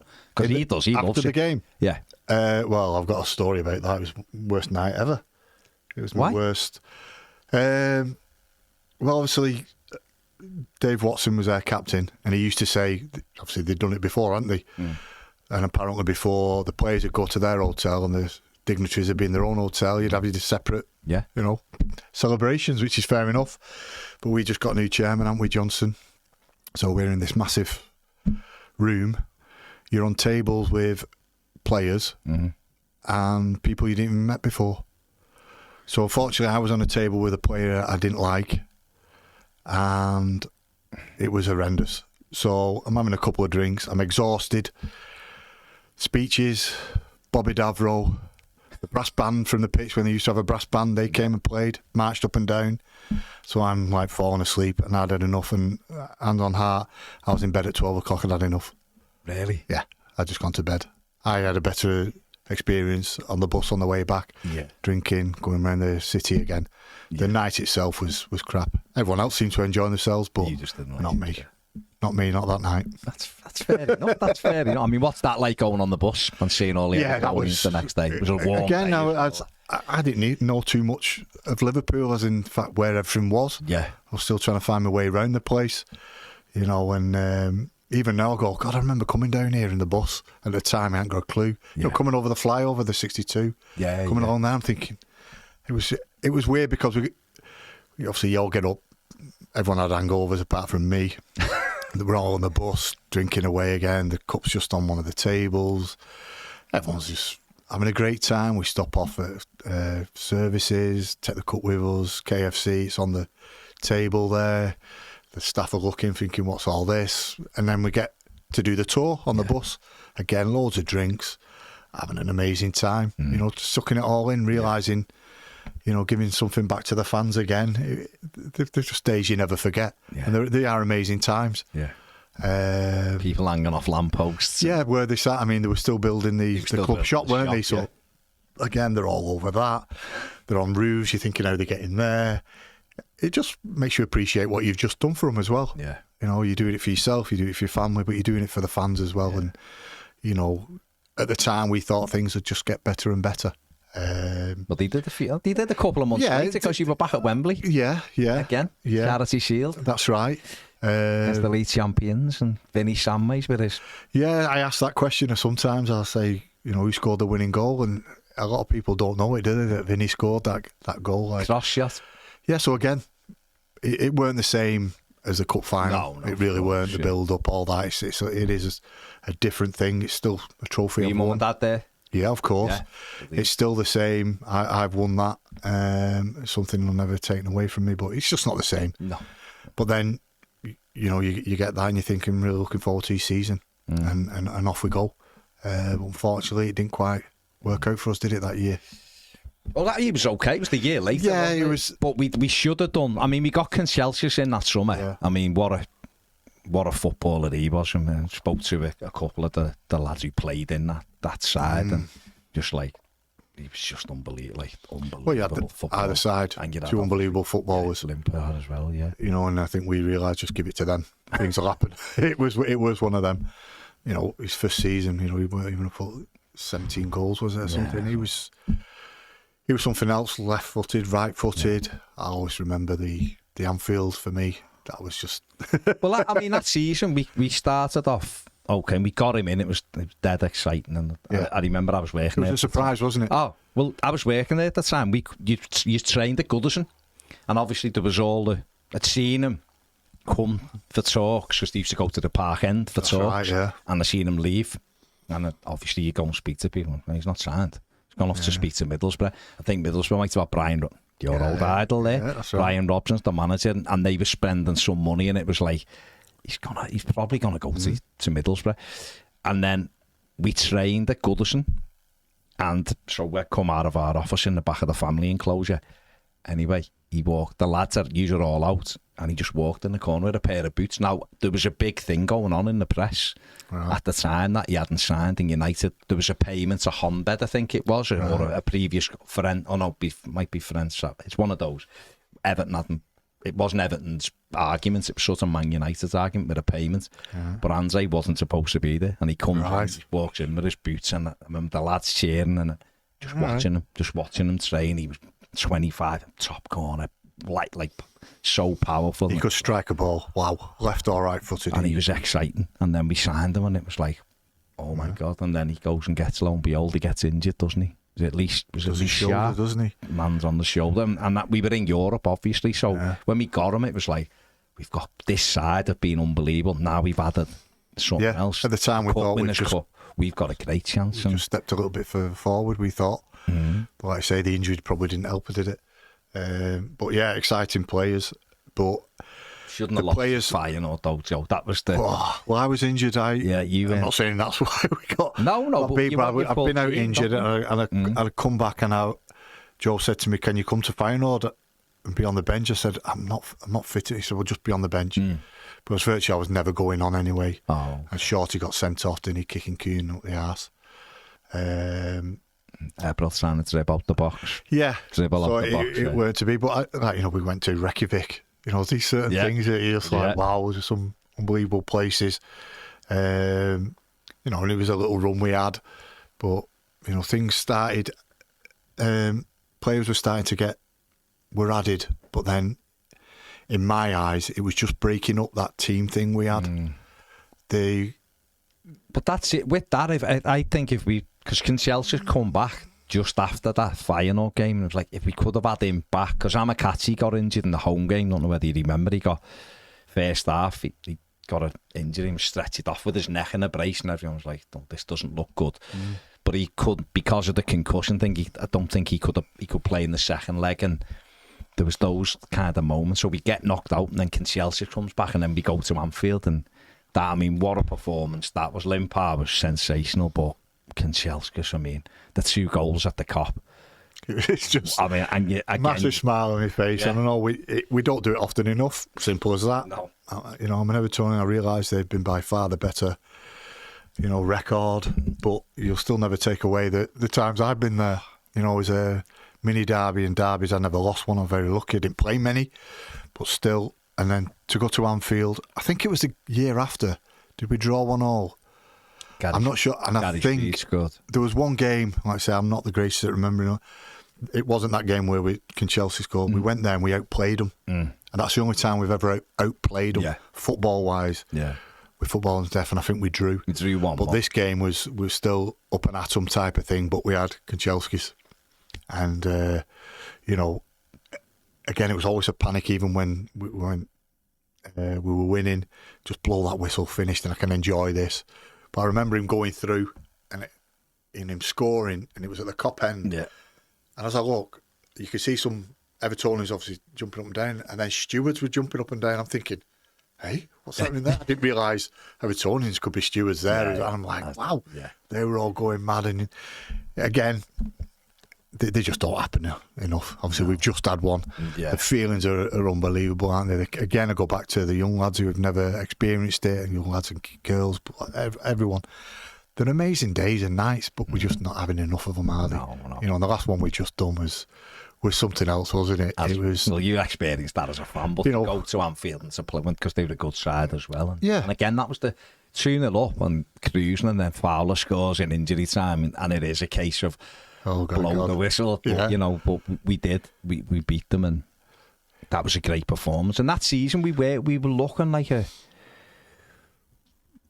we get on a bit of momentum, then we'd lose a little bit, but we still look like a really good side. And you go through the season when we played them at home and we battered them at Goodison, but it was I don't know whether you can remember, but it was a Wednesday night. The pitch was terrible, puddles on the pitch. In fact, Andre scored at the street end, and the ball almost gets stuck in the mud, and he knocks it over the line, and they're clearing them off the line. We should have beat them that night, which we'd have done the double over them, but we sort of get. One really disappointing moment in that season was poor fail at home in the FA Cup. We're FA Cup holders, and I remember it never forgot me, and I've never done it since, and I never will do it. But their goalie dropped a cross in the last sort of about 3 or 4 minutes from the end, and we scored to make it 2-1. And I remember thinking, I feel a bit sorry for the keeper, because I think he's gone to catch it and dropped it, and we've knocked it in. Might have been Graham Stewart's knocked it in. And the next minute, Ian Bogey, there's a huge deflection, and it goes 2-2. I've never ever felt sorry for anyone since, by the way, because I feel like I almost jinxed it myself, going out of feel for him. And then we go to Port Vale, and they had the 2 wingers, didn't he? McCarthy and Guppy, wasn't it? Yeah, that's right. Yeah. We get beat by them as holders. That really, I don't think the manager wasn't too happy after. No, it weren't good. I think I might have been right back even at some stage at Goodison. And the second one, I don't think I was, but we couldn't sort of go, we were unlucky there. Yeah. We were crap. Yeah. They well deserved it. You know, I'd been on at Wigan when you're the underdog and you play a bigger team. At the time, it was Coventry for me, and you get up for it. Yeah. So if you don't, and because we scraped through against Stockport the round before, we'd done the same through with Goodison, and then we went and won 3-2. Yeah. I don't know whether certain players didn't get up for it. I don't think it was that. It's just you can't explain it. No.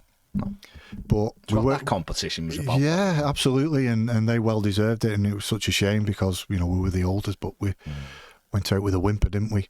Yeah. And but we were chasing Europe. You scored the winner at Goodison against Villa at home, and for about 6 or 7 minutes we were in Europe. That's right. I think Ian Wright scored late on for Arsenal, and they picked against us. Bolton. Yeah. You scored a cracker out the street end. It comes out bobbling, and I bobbled it back, and he got over it, kept it down. Great, old technique. And I remember running around the back of the. Back of the goal, hitting some hands, and it was just very unlike me. But and at the time we thought we were in. We had a good chance of Europe, and like I say, I think I've said it to Stubbs a few times. They were 0-0 at the time because he was playing for Bolton, wasn't he? And then they just at the end didn't quite. But again, you get what you deserve, don't you? Especially in the league.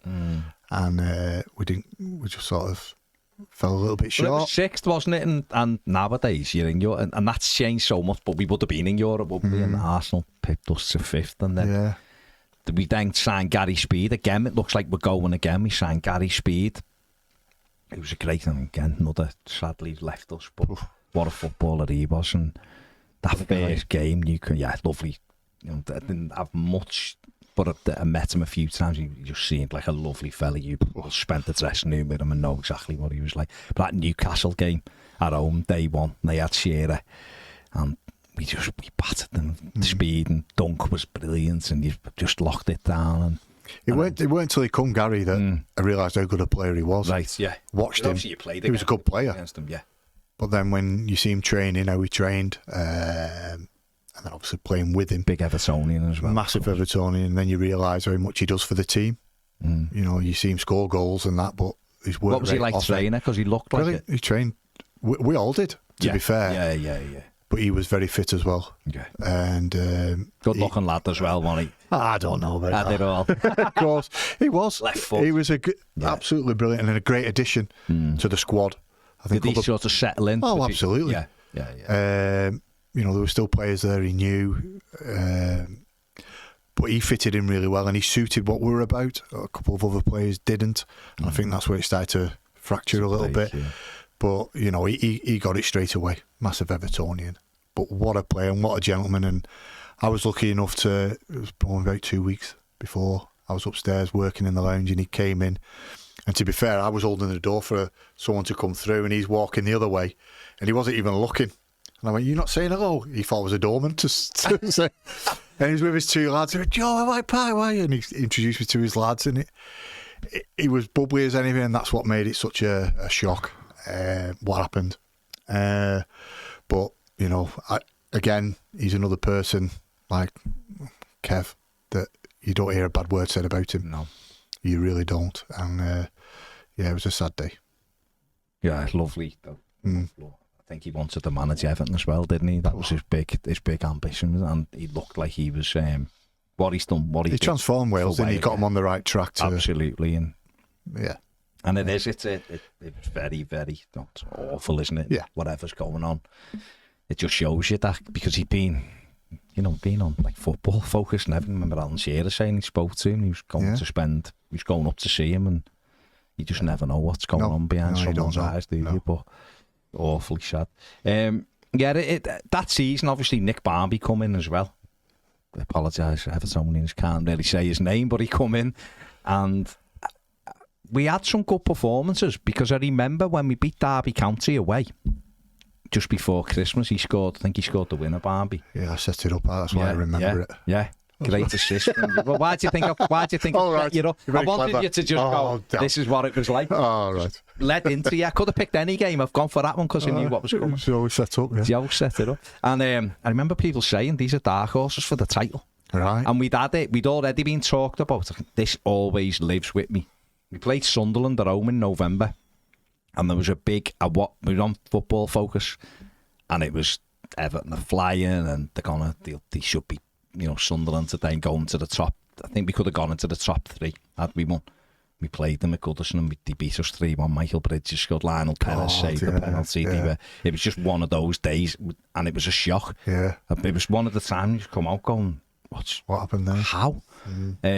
So that was in us, but we beat Derby, and like I say, people were going, these have won an FA Cup. They've been up there. I wouldn't rule these out. But then obviously, you'd, unbeknown to me, had picked an injury up a few weeks before, but you were still playing. Yeah. Because we played Middlesbrough away over Christmas, and the battle was 4-2. Really, and I think that was the first time it'd been mentioned you've been playing with an injury. So when did the injury occur, and how did it occur? Ooh. God, it was quite a few weeks before that, really. Was it? And I just got a little tackle, and I just felt something in my knee. My knee went really hot, so I knew I'd probably rip my cartilage because of what people say. It goes hot and blah blah blah. Yeah. But you just sort of carry on. It was painful, but then just play this game. I'm never forced, by the way, ever. I'd have an injection, only the one, because they always said just have the one, and blah blah blah. Never ever. I just wanted to play. When was the injection? Every game? Or no, just once. No, that was it. You just had one injection? One injection. Like a cortisone injection type of thing. So I had that done. And it was just progressively getting worse. But I was still trying to manage it, until I knew you had to have an operation. Right. I was sort of get the best out of it until you had to stop. And it was Middlesbrough away. It was a nightmare. And I think it was the year before, people talked to me about when I tackled Janino and got him taken off, and he sort of barged past me, and anyway, he got his own back that day because I was asked to mark him and I couldn't get near him. Couldn't you? He'd turn, I couldn't turn. In any way, he probably had the last laugh because that was me. And it had been a few weeks. It was me who wanted to play, but it just got worse. And then after that Middlesbrough, it was just sort of decided, right, I need to have the operation, which was trim the cartilage.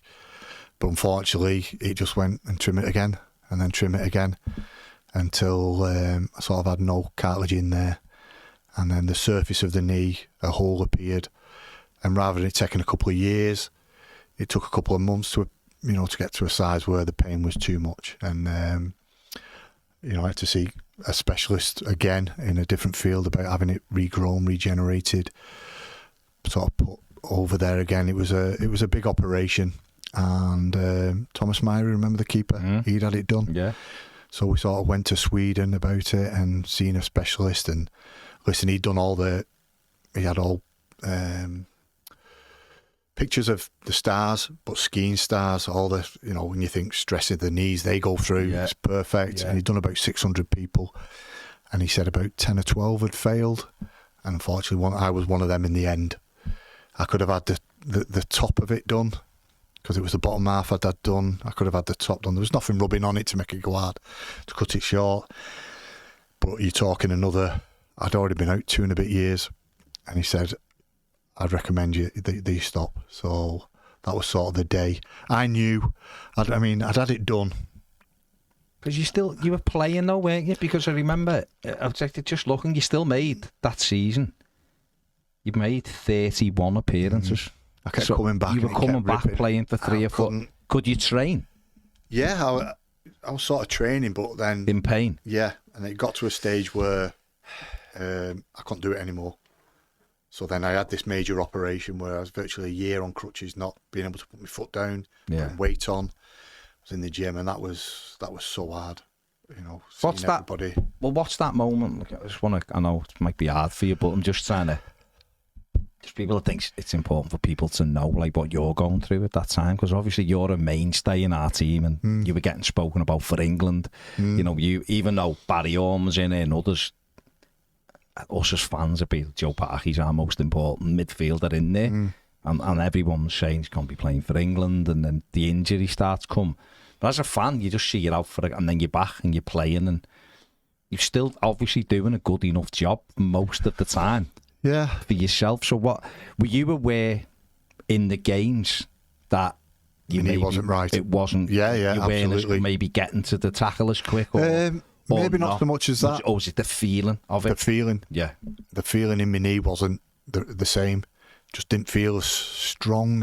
It was weird. Little bits of pains here, and a bit painful afterwards. Now it never swelled or anything. Right. So it was weird, and you know I was playing through the pain barrier, but that's what I wanted to do. Yeah. I know people have asked, did you have their main injection? Did they make you play? Never. Okay. Never. It was me wanting to play. Yeah. And until it came to that stage where I couldn't, and I didn't realise I wasn't at home, and that you come off at half time. So we'll try it, and I come in at half time, and I just looked at Willie and said, "Willie, I can't." He just come over and thanked me, thanks for even trying, you know. And that's when I knew something has to be done now. Right. Yeah. And so that's when I had the major operation. How did you deal with being out then? Because it was, I'm guessing that's probably your first injury you'd had in your career, really. I'd had a lot of injuries, hernias and that, but even then I thought that this isn't going to finish my career. Yeah. By no way did I ever think that. Not at all. But a year on crutches is a long time. Oh, it was horrendous. But the club were great with me. Yeah. They give me time off. You know, I had a young family, so I'd be doing the school runs. But they did everything they could to help me. That side of it, and I thought it was all right. So when you look back a few years after it, you know, I was really struggling mentally. But at the time, everything's fine. With that, what do you mean when you look back then? So you're obviously in it, aren't you? And sometimes you're in it and thinking, I'm coping. That was it. What makes you feel like now when you look back you look back, relationships, you know, I've ended up getting divorced and what have you. There's were you different around friendship. Friends? Yes. Right, were you? But at the time you don't think that. Yeah. But you are. You know, you're affecting people, probably, yeah. So it's when you come out of it that you realise, you know, I weren't that same person. So again, that's part of my life done. I'm fine. I'm all over it now.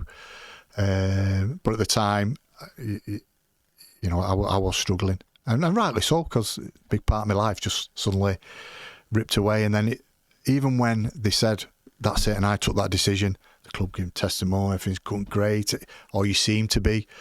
But then, like, I've got all this time in the world now, all my mates and that are all doing stuff. Yeah, can I just say, just before we get to that, I know, because that's a big thing. Obviously, didn't play a game in 97, 98.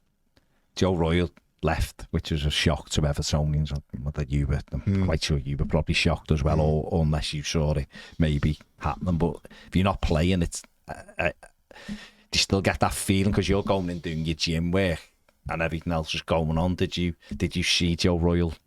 No, I didn't think it. I knew it was a struggle. Yeah, I knew he was getting let down by players, and then it's only now you hear the stories about the Tour 140 wanted certain players in.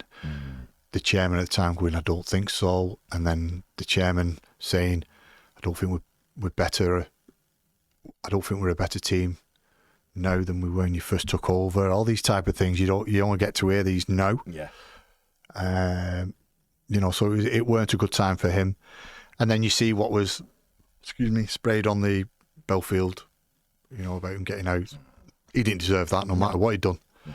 You know, he'd represented the club as best as his ability as a player, and now he's a fan. He didn't deserve that. That was hard, because he was a big part of my life at Everton. So that was such a shame. But you know, see, I think either that he didn't sort of help himself at that time because he fell out. I don't mean this in like it was all his fault, but he fell out with like sort of like the Echo and things, and at the time there was no social media. It'd probably be well versed now, but you're reading stuff in that, and therefore they're going. I think that just whipped up things probably to make it worse. But maybe. But I think if he'd have gone in there, I think he'd have come through it, because he was a great manager forever. And he had a sticky spell, but he'd lost. I'm not sure. I'm not sure whether he had the choice to stay. I think no, it might have been mutual or whatever, but I think he was. I'm sure pushed as well. Pushed him, So it was a sad time, and obviously with me finishing, it just got worse for me personally. What was you go back in and you see the specialist, and you've just touched on it. Then he says, "Joe, I think." I sort of knew, because Did you? Walter Smith was the manager then. Yeah. I'd had my last operation on it. When everyone broke up, I remember me and Kev, the physio at the time, Kevin Kearn, he was the physio looking after me. Kev. Yeah. So we did a pre-season before even pre-season happened. I remember running around Crocky Park, absolutely flying, doing some unbelievable work, fit as anything. But this was all running virtually in straight lines, to be fair. Okay, yeah. Didn't really do. So then I got back to Belfield then, and the players are starting to come in for pre-season. I'm doing more and more, not football-based, but a bit more stuff where I stopped. Things that had affect my knee. Yeah. And deep down, I knew it weren't quite right, but never said anything. Oh, okay. I thought, it just don't feel right. It might be because it just needs a bit of crap in there, maybe. I'll go. Yeah. Just carried on. And I was, getting fitter and fitter. Mark Pembridge was training with me. I was out running him, and he was I was flying. And I think Walter could see all this, because I'd do it all, and then they come out doing their bits, and he'd see bits of it, getting reports back how I was flying, running wise, doing little bits of football, but nothing where it was fully tested. But honestly, deep down, I knew it weren't quite right. I was just hoping it'd click, and it'd work. I'd get over it, and then he started asking me to join in the warm-ups, so I'd run around with first team, start doing the dynamic stuff, and then when football stuff started happening, I'd go and do my own work. And then I remember doing that, running round, and I went, I'm not kidding myself here. So I remember coming over to Kev, said, Kev, it's not right. What do you mean? I said, it's, so I don't swear. It's gone. What do you mean? No, I've been hiding it, blah, blah, blah. So I go inside. Right. Have a little chat with the physio, the senior physio then, Andy, chatting away. Right, go home. We'll go back and see the specialist. Yeah. So that got sorted. Went over there. I knew deep down that it wasn't right. Yeah. So it was just him telling me what I already knew, really. Okay. And again, I thought I've already started to deal with it, and that was that. And the club were amazing with me. Like I say, give us a fans liaison job. Unfortunately, it just wasn't for me. I couldn't do it. I was too emotional.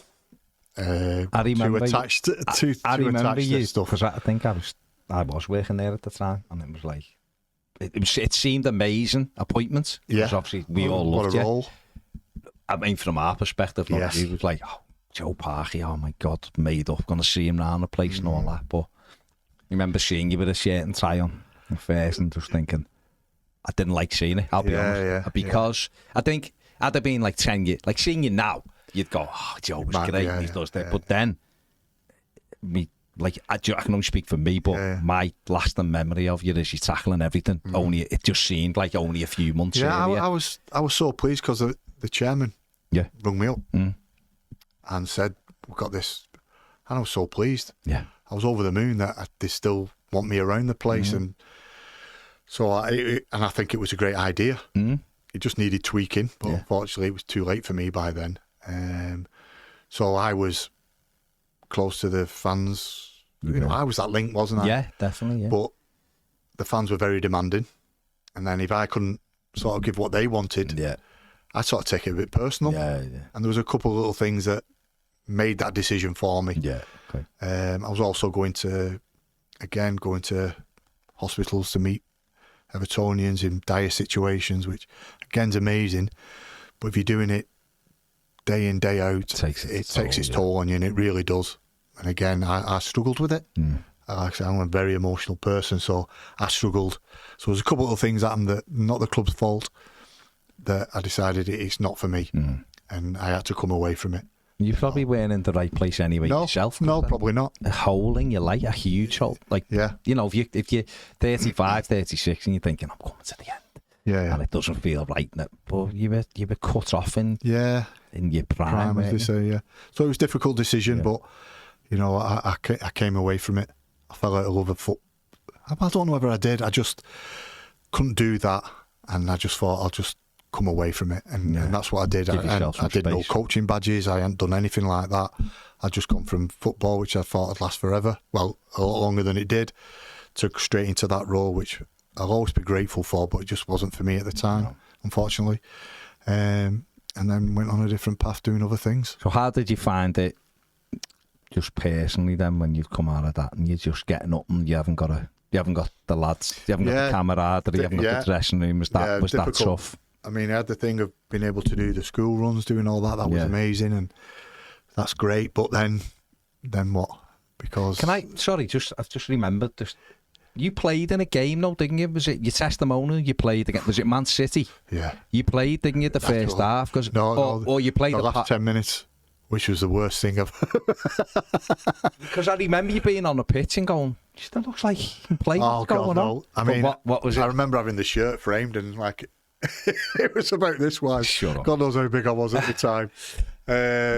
Or the frame had just stretched it. But I remember, they gave me the testimonial, which was amazing. And luckily, Joe Royal brought City. Gaza was there. Did we win 3-1? Or yeah, I think George Weah scored a header, or was it Weah? Or? Do you know why? It was my testimonial. I still can't remember. It was pre-season, wasn't it? Big Kev was there. We beat them, and they were saying, "You're coming on at half time." I'm going, "I'm not." Dave Watson winding me up.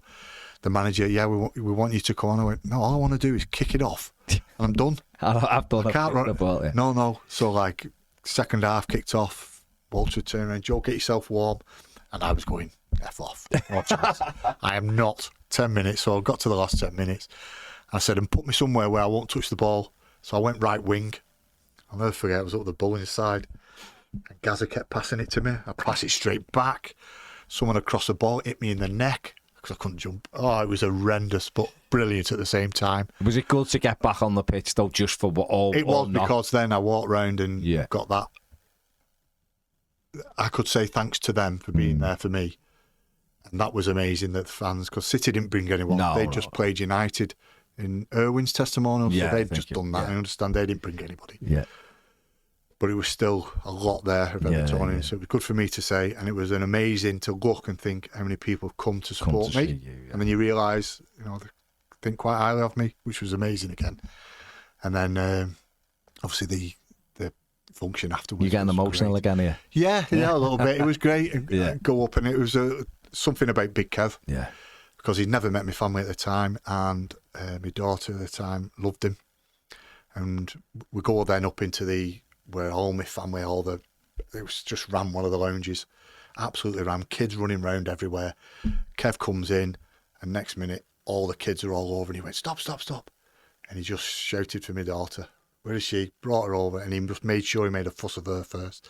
And that's something that just sums him up. Yeah. And again, no one ever speaks badly about him. I mean, another shame that he's not with us anymore, but, that was... fella. Yeah.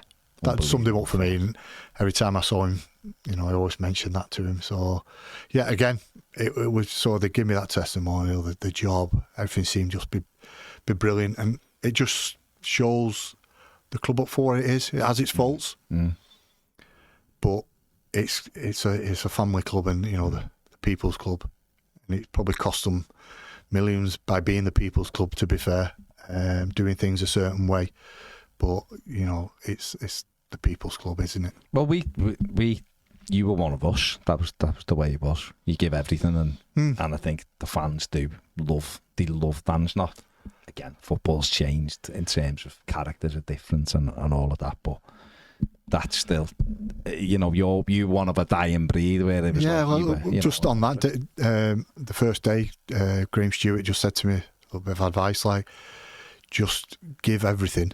You give 110% for this football club, and the fans will accept you for what you are. Whether you're good enough or not, if you give everything, they might say he's not been good enough, but he give everything rather than, he's just crapping. And I thought that I did. So, You know, I always still appreciate that fans always seem to have nice things to say about me, which... Don't forget, mate, when it's like that, we don't forget. So what happens then? You know, obviously, I read you were going to be a zoologist, so you know, you love of animal. I mean, what's this zoology stuff? Come on. Yeah, that was my absolute dream, to be a zookeeper. Okay. I've got, you know, watch all the programs. From what, as a kid? Yeah. Growing up, I watched everything. Yeah. So David Attenborough, hero of mine. I just know everything. Everyone skits me now to this day that they can't believe the stuff I know about animals. So when I retired, the club did an interview with me at Chester Zoo. So I went and did an interview there, in with the elephants. So, wow, this is unbelievable. Excuse me. So I'm actually in with the female elephants. So this might bore a few. Some people might realise what I'm talking about. But I'm getting interviewed by someone with trunks coming at me, 10-foot tall animals, God knows how many ton, you know, wanting to know they could do anything to me. I'm panicking a bit, trying to get the interview. There's a male on the other side of a wall, separated, it's in Musp, wants to get near the girls, throwing stuff over. I'm like, can we get this done as quick as we can? Get it done. Get out of there. And then I speak to someone there saying, I'd love to be a zookeeper. Any chance of I'll give me time up for free? And he just said something like, 60,000 people want to do what you're doing, and they're all at college and uni getting the qualifications you need. And I went, wow, there's just no way I'll be getting into this. No. But that would have been my absolute dream. But people don't give them jobs up. That's why they're so rare. Yeah. There's not many of them anyway. There's not many zoos, is there? No. But yeah, that would have been my first love. Unfortunately, it wasn't to be, so I had to go into other things. Again, I still didn't really want to do football stuff. Okay. Took a bit of a while, went away, did a couple of other jobs. Always wanted to work. You're a forklift truck driver at one stage? So through a friend again, another friend owned a company up in Knowsley. Come and work here if you want. I remember driving in, and I think at the time he had this nice Audi, and he really good friends with the owner. And he went, Joe, I just worry because, you know, you're pulling up here, you can't. I went, don't worry, I just want to work. Right, we'll give it a go. And it was back with that team thing. Yeah. Of lads taking and all that. It was brilliant, and I had some great years there again. And then you know, you have to get your forklift license and all that, so I could do all that. That was amazing. And then sort of coming to the end of that, started to do my badges, started to think about football again. Okay. So I was still working at Everton in the lounges as a match day host, so I was walking around still doing that. So I was always connected with the club, and I was lucky enough talking to a couple of a mum and dad really, saying, oh, my twin sons are at Preston. I said, oh, I'm doing my badges now. He said, well, should I ask if there's any? I went, yeah, of course. So next minute they invite me in, Preston. So that I remember standing there, and Nick Harrison, he's still there now to this day, chatting away, having a bit of banter with the other coach, saying, you're doing the session today. No, you're doing it. I went, well, should I just do it? And I went, yeah, all right, go on. So it was about under 9, 10s. So I did the session, and they said, do you want to join? So I think I started off with under 6 or 7s. There, went to 14s, 15s. And then Matt Jackson was at Wigan, and he said, what about coming down here? So I ended up doing the assistant youth team there. And when John moved up, I did the team, and then I went through 21s, and then it's just like, really enjoying it again. Did that give you that? Do you think it gave you that little bit of buzz again for football? Absolutely. Did it? It was when Roberto was there. It was a great setup. It was so welcoming. New people anyway, Matt Jackson, other people. Yeah. And things went from then Gary Caldwell. Yeah. Uwe Rosler lost his job. Gary Caldwell took over. And I remember being at the desk doing my session, and Gary walked in with Graham Barrow, another great one on my career. Just said, Joe, asked me a couple of questions, and next minute I'm the first team coach there. So it was a brilliant, had some great times. They couldn't stay up that year. There's only a few games left. And anyway, so we got relegated, but the next year was amazing. Again, that club got galvanised, and we won promotion from there as champions. It was brilliant. The following year, back in the championship, we were finding our feet. We were getting better, but I think the new chairman had took over, and it wasn't quite there. And Gary got called up, and we were all going, why is he going? Didn't realise he was getting sacked. Really didn't. Yeah. Even the senior like Graham didn't think that was going to happen. Thought it might be just a kick up the arse type thing. Come back, sacked. Right, so he got Warren Joyce in from Man United reserves at the time, and I knew the writing was on the wall for me because he wanted to bring his own people in, but I had nothing to lose. I was happy doing what I was doing, but I wanted them to come to me and say, I'll never forget it. You know, as much as Warren was a decent player, I don't think he had the balls about him. Right. And I remember being there, he went, can I have a word with you? And yeah, I knew what was coming. Yeah. And he just sort of said, well, what it is, we don't think. And I'm saying, no, is it not? And I was looking at him, head down. Wasn't really. I said, right, so what do you want me to do now? He said, well, you get your stuff and, right, so that's me done. Yeah. It was very weak, but I had great times there. Still love the club, want them to do well.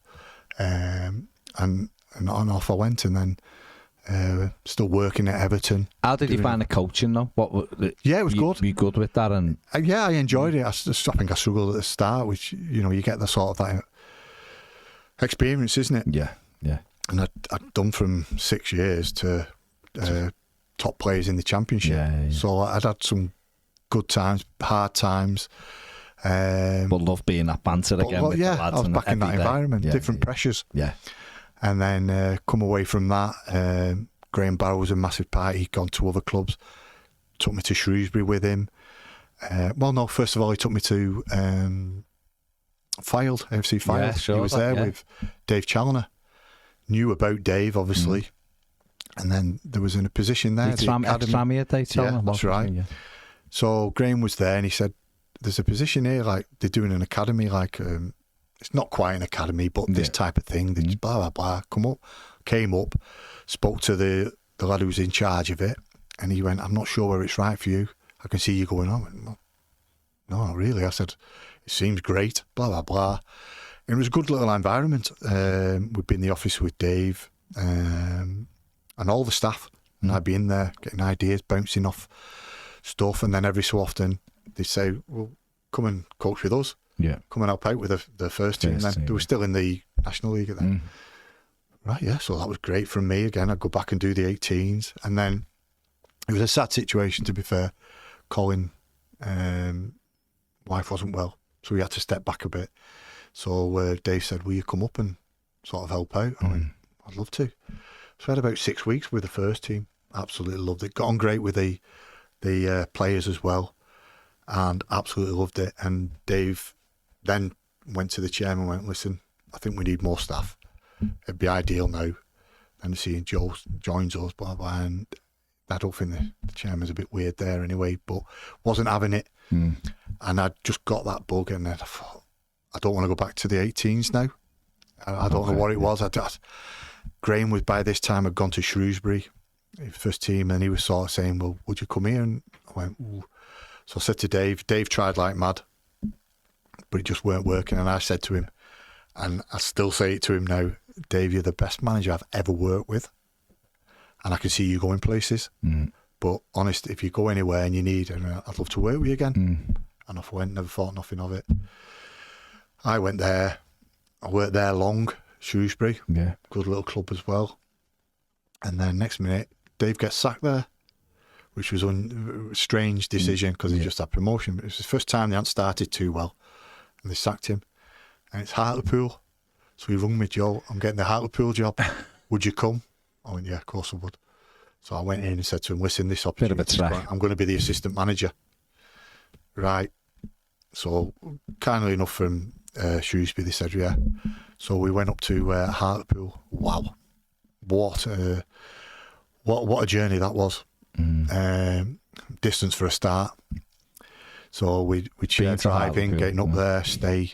The chairman was into properties, so we'd stay here and then we'd stay at this place, we'd stay here. It was all over the place. It was a club in the conference, so we were doing everything. It was full on. Hands on, but a great club. Yeah. It was, and great fans as well. It's a how would you put it without being disrespectful? It was a hard place to work because working class, this is how we want it. Yeah. The fans were they'd back you as long as you were Jeff Stelling, big back. fan of them, isn't he? Big Jeff, yeah. Jeff was a great supporter of us all there. Yeah. So it was going all right. It was hard work. Then COVID. So like we were doing all right. So then the league was never finished. Barrow went up because of where they were when it finished, stopped, type of thing. So then the following year, then it started again, and we didn't have a good budget. We were pulling out, and this is where the manager, and like I say, he's the best one I've ever worked with. The way he does things is great. We're still good friends now. I go watch Stockport all the time. Still go watching Stockport. So in what ways he got? Because just everything. I'm dead interested in it. So go on. So he did everything. Right. From the time when I was at, I don't think it's the same now because he's got the staff now. Yeah. At Stockport, but at Fylde he did everything: signings, knowing every player, the deals, all this stuff, and all that, everything, the coaching, planning. Just did everything. Carried on at Hartlepool. There was me and Jake, who was the fitness guy and sports science and all that, but also knew his stuff. So we were all like helping each other. We were doing kits. Just it was amazing. It was amazing, and what he did. And when was it? No, he was at Fylde still. Yeah, we played Chesterfield away, and I remember him. Things weren't going well. We were still in the game. We we're getting beat, but then he come in and how he changed it. You know, it's all right saying things, but he showed you how to. I'm looking at him going full down, and you can see. I was just watching it. Going, he knows what he's doing. He can solve things. And what was good was, I thought at the time, especially, he can be hard work, and I'm sure if he sees this, he knows. But that's a massive plus for him as well. And I knew how to sort of be with him, with the players. I think I was a good buffer for everything, and as well as getting the points across and whatever. And he'd always ask opinions, but he'd tell you if you weren't. But he also didn't want you to just go yes, you know. So everything around. Are you okay at challenging?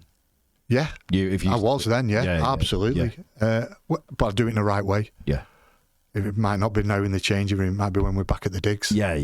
But what do you not think about that? Because Jake was the same with us. Me and Jake were quite close, but we knew how to. But no, he was absolutely superb. So Hartlepool was amazing. We got him promoted on not the greatest of budget. We had the only disappointing thing about that year was Wembley was booked, so the final was at Bristol City's ground, Ashton Gate, which on the other side wasn't too bad because Jake Simpson, who was our sports scientist, his dad was the manager there. So we got the best change. Anyway, it worked out. We won on penalties, Torquay, and we were up. And that, I still think that's one of the biggest achievements we've ever done. Right. Because of where we were, what we had to do. The fans were amazing again. We were the underdogs, and yet we won. It was just sensational. Things were going great again. It was still hard family. Yeah, it was still hard, the family side of things. Yeah. My missus, Lou and April, my daughter, were just so supportive of me. Yeah. I'd stay up there because of the travelling. Dave might come home, and because he had kids and family as well. He'd come and come home more than me. I'd stay up there a lot more, and I found it really hard. And then the following year, we were in the Football League. Things were going quite well, but I was struggling then. Right. I was missing things. April, my daughter, was starting her little football stuff, and I missed all them. But I mean, Mrs. still to this day says it's probably the wrong decision, and I can understand why. But then I wasn't quite. I suffered a little bit in COVID. I think my memory started to not quite the same. Yeah, whether that was COVID or heading too many balls, I'm not so sure. But I didn't feel as I was giving everything. There were certain things I was struggling at. There were times like, for example, like the manager'd come in at half time and say his piece, and I'd always during the game be writing stuff down anyway, so I wouldn't forget. I always did that anyway, and then he'd go, he said that, so I can't say that now. Right, I'm thinking on, and he'd go, I'd be dreading him coming to me, and then I'd have something and I'd forget it. Thinking, this isn't right. And then sessions the same. I'd wanted it. I'm thinking, I'm not right here. But do you not just think that could have been stress and emotions rather than a physical thing? Maybe. Maybe. And obviously, because COVID for everybody was terrible. If you're not, don't forget it. The biggest thing I think COVID did was made you realise how much you need other people. Oh, and if God, you're stuck out the way without your family, well, you know, call it, you get brain fog though, which is probably what you got. That was it. So I went to the doctors and did all that. I've had all this. Look, I got friend, and I went to specialists, but everything seems to be all right. But even still, I don't think I'm right, memory wise, especially. So I didn't think I was giving what I should do. You should have done. Okay. And I'm that type of person. I'm not happy just to stand around here and give half of what I spoke to the manager again. He right, well, I won't come to you, during games or at half time if you don't want to say anything, because I won't do that. He was one for keeping me. It was more me forcing it, saying, no, I think I need to go. And I sort of, not resigned, but said, listen, Charlotte, I don't think I'm right for this anymore. I'll come away from it. I said my missus wasn't, and she's right. So I came away because of all the travelling, the things I was missing, me not quite being right. I was doing everything. And then Charles, then about 3-4 months later, leaves and goes to Stockport. Half an hour down the road, staff coming out there. Done brilliant, by the way. Yeah, I've been around there. They're always welcoming. It's a great setup, that club now. Yeah. And he's a big part of it. The new owner there, was there just before Dave. So have he phoned you? No, God, no. Them times have gone. Are you sure? Yeah, Clint Hill's come in, done brilliant. Know Clint a little bit. They've got his other staff, and when I go in, I always meet them. I'm happy for. I'm always going. But what I mean is for you, Pierce. I'm not saying he should get to the Clint Hill. I don't think I'd want that. Would you not? That stress side of things again. Yeah, okay. I think that was what I meant. Yeah. Whether you'd have that same stress because, like at Hartlepool, you come off, you've got to make sure the kit's done it. Well, he's got people to do. He said how good it is. He's got the right staff in, and it's only you can come home to your family. It's not far away. Yeah, you might have just been taking. You see, I could be speaking out of turn here, Joe, so you can tell me to shut up. But you have had a traumatic time in your football career. Emotion, you can say you cope with it, or I wasn't great at the time, but that's like a huge thing that is in your brain. You had that stress on top of it's COVID. Yeah. And then I'm not with my wife and my child. You're away. You're having to do 100 jobs. I mean, just know. And you're not 20 anymore. You know what I mean? When you've got... this happens. This is proven on brain fog. It's just too many things going on at the time. And that might have made you go, you know what? Maybe a step away. I'm not... I'm just saying, if the phone goes and he said... Yeah, you see, the thing is... What do you think? I know how good a manager is, and I'm surprised. No disrespect to Stockport, because they could get there, but I'm surprised no one high has gone for him. Okay, and he's not getting mentioned enough. He's that good for me anyway. But then other things, I'm now at the football college at Everton. Yeah, totally different in the fact that the stresses aren't there. Yeah, you still got what you want to achieve with them. And getting the kids the best football ability as they can. Yeah. But they're different. It's Monday to Friday, games on a Wednesday. As soon as I finish, it's gone to bed. I'm not really thinking. That Let's type come of on thing. to that. Totally thing. How's this come about then? What? So I've got people. Yeah, in between all, the shoot. I've been to. I did the Gerrard's Academy, which is really they're not academies. The football colleges type things. Okay. So Everton have started theirs up. So there's two people there, Dave James, John Keegan, who are starting to build it up. Yeah. And I've always kept good friends with them. And they said, well, what about this? And I'm and ahhing, to be fair. I think it's just come at the right time. So I'm now head coach at Everton Football College, which is a branch of the football club. 200 and odd kids. Lads, girls, what ages? Teams. So it's 16 to up to 19, I think, now, with the further education. And like I say, I come in, I don't do any education. That's not my background, it's just coaching. Okay. So that's my main job, is doing all the coaching with teams, but, sort of nudging other little things. It's now progressing where I'm going to maybe be more of a coach educator, make sure there's coaching programs, all this type of thing. Yeah. But the pressures are totally different. Yeah. And I'm very happy. I could have achieved maybe bigger things in football professionally, but I'm absolutely loving what I'm doing. I've got my home life. That's great. And I've still got a working life. I still work for the football club I love during the day, and I still work match days, which is just absolutely perfect. So at the moment, the one thing I was missing was, it's not my standard of living, it's my way of life. I don't know what the right word is. Life. Well, it's quality of life wasn't what I wanted. And the balance wouldn't have been right either. Where I feel I've got that now. Okay. We go to Dallas. We've just come back from New York tournament. It sounds great, when you've got 40 odd kids, same hotel, trying to get them on the subway together. It can be hard work. It's brilliant as well. We go to Chile, the Everton in Chile. Oh, fantastic. That team. Yeah. We've got that to come. Valencia. We're taking the girls' team to there again. Barcelona with World School Games champions last 2 years. Things are getting better and better for the football college. I'm so pleased to be part of it. Yeah. The actual college itself, so the education side of it, just been Ofsteded because we're part of Ofsted, which is by far any of our competitors. Yeah.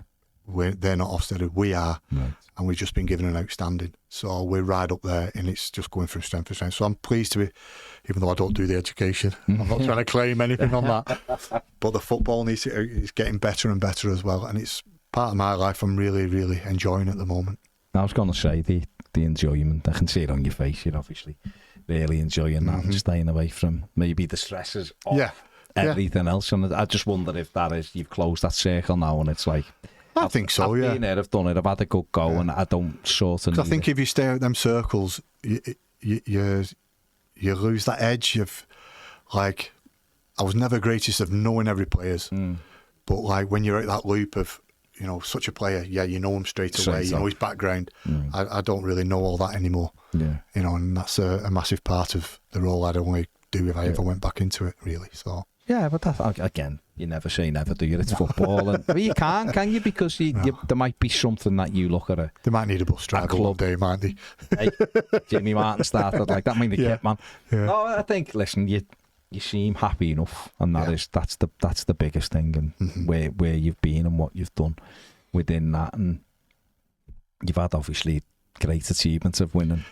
Absolutely, football wise, I've done more than I've won things that better players haven't, and that's huge. I know I've done in front of family. I know I've got a few medals. I know what I've achieved, and that'll never be taken away, and I'm very proud of it.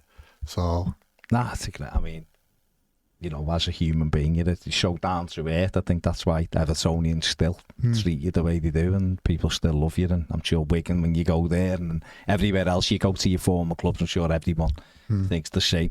Just right now, with some of the stuff that's in the game, how do you think you'd cope with VAR? Oh, God.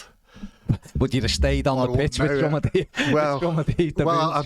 I'd like to think I would have changed my game a little bit. Yeah, of course, yeah. But VAR, I'm not a fan of it, unfortunately. Okay. I'm not with it. It could have helped us last year, maybe, but there's been times where, but it's just killing the game. We score, I don't celebrate. No. It looks quite blatant that it's going to be a goal, but I still won't celebrate till I know they're kicking off again, and that's not right. I think it's changed slightly, hasn't it? The Euros, and it seemed to be a bit better, and I think it's going to be implicated this year, so hopefully it will be a little bit better. I think the AI offsides will make a big difference because it's the quickness of it. Yeah, absolutely. And that's what you need as fans, you're celebrating, and it's waiting and waiting. I think if you can get that decision within 10 seconds, at least you sort of know. But what about all this? Where do you stand on the tackles? So what I mean is that you were obviously, that was a big part of your game, fantastic at it, but it has changed so much. And the minute you slow anything down, like that makes it worse. England got a penalty the other week against Switzerland, or was it the semi-final, wasn't it? England got a penalty against Holland when Dumfries puts his foot up to try and make a block. I've said straight away, we'll get a penalty here, because when you look at it in slow motion, it looks like he's put his foot up to block I'm it. sick of saying, in my eyes, it's not a penalty, but it is. This day and age, it is a penalty, but in my eyes, they're still not penalties. So that's a shame now. Tackling's, for me, just a bigger skill as, doing a Cruyff turn or doing a Maradona or whatever, stick it in the top corner. If you can time a tackle well from the side, from even behind, as long as it's done properly, that's a massive skill. And it's a skill I was very, I thought I was good at, so we're taking that away from me. But unfortunately, that's the way the game's gone now. And it's a game, I don't think it's made the game any better. Okay. I still think you should be able to tackle someone. The way they fall over as if they've broken their leg and then get back up 2 seconds later. And unfortunately, Nana was one of them. I'll say it on our own players. He's not our player now, but I'll still give stick to our players when they go down like this, as if they've broken their rolling round and they're up running. I hate all that. Even if it's Everton players. It's a part of the game that they should be punished for it. Because it's cheating. The referee's supposed to referee it and play it's hard enough for him. The speed of it. Listen, the players are faster. They're more skillful. They are, but the other defensive side of it's still a good art, and it's probably harder now because you're restricted, aren't you? You can't, defending. It's just about pressing now, isn't it? Really, getting close rather than putting the tackle. Finally, is there any bitterness from you toward? Not bitterness isn't the right word, but you obviously had to finish it at a young age, comparatively. Now, really, if it was now, you'd play for a team that won the FA Cup, played in the Premier League, you'd probably never have to work ever again.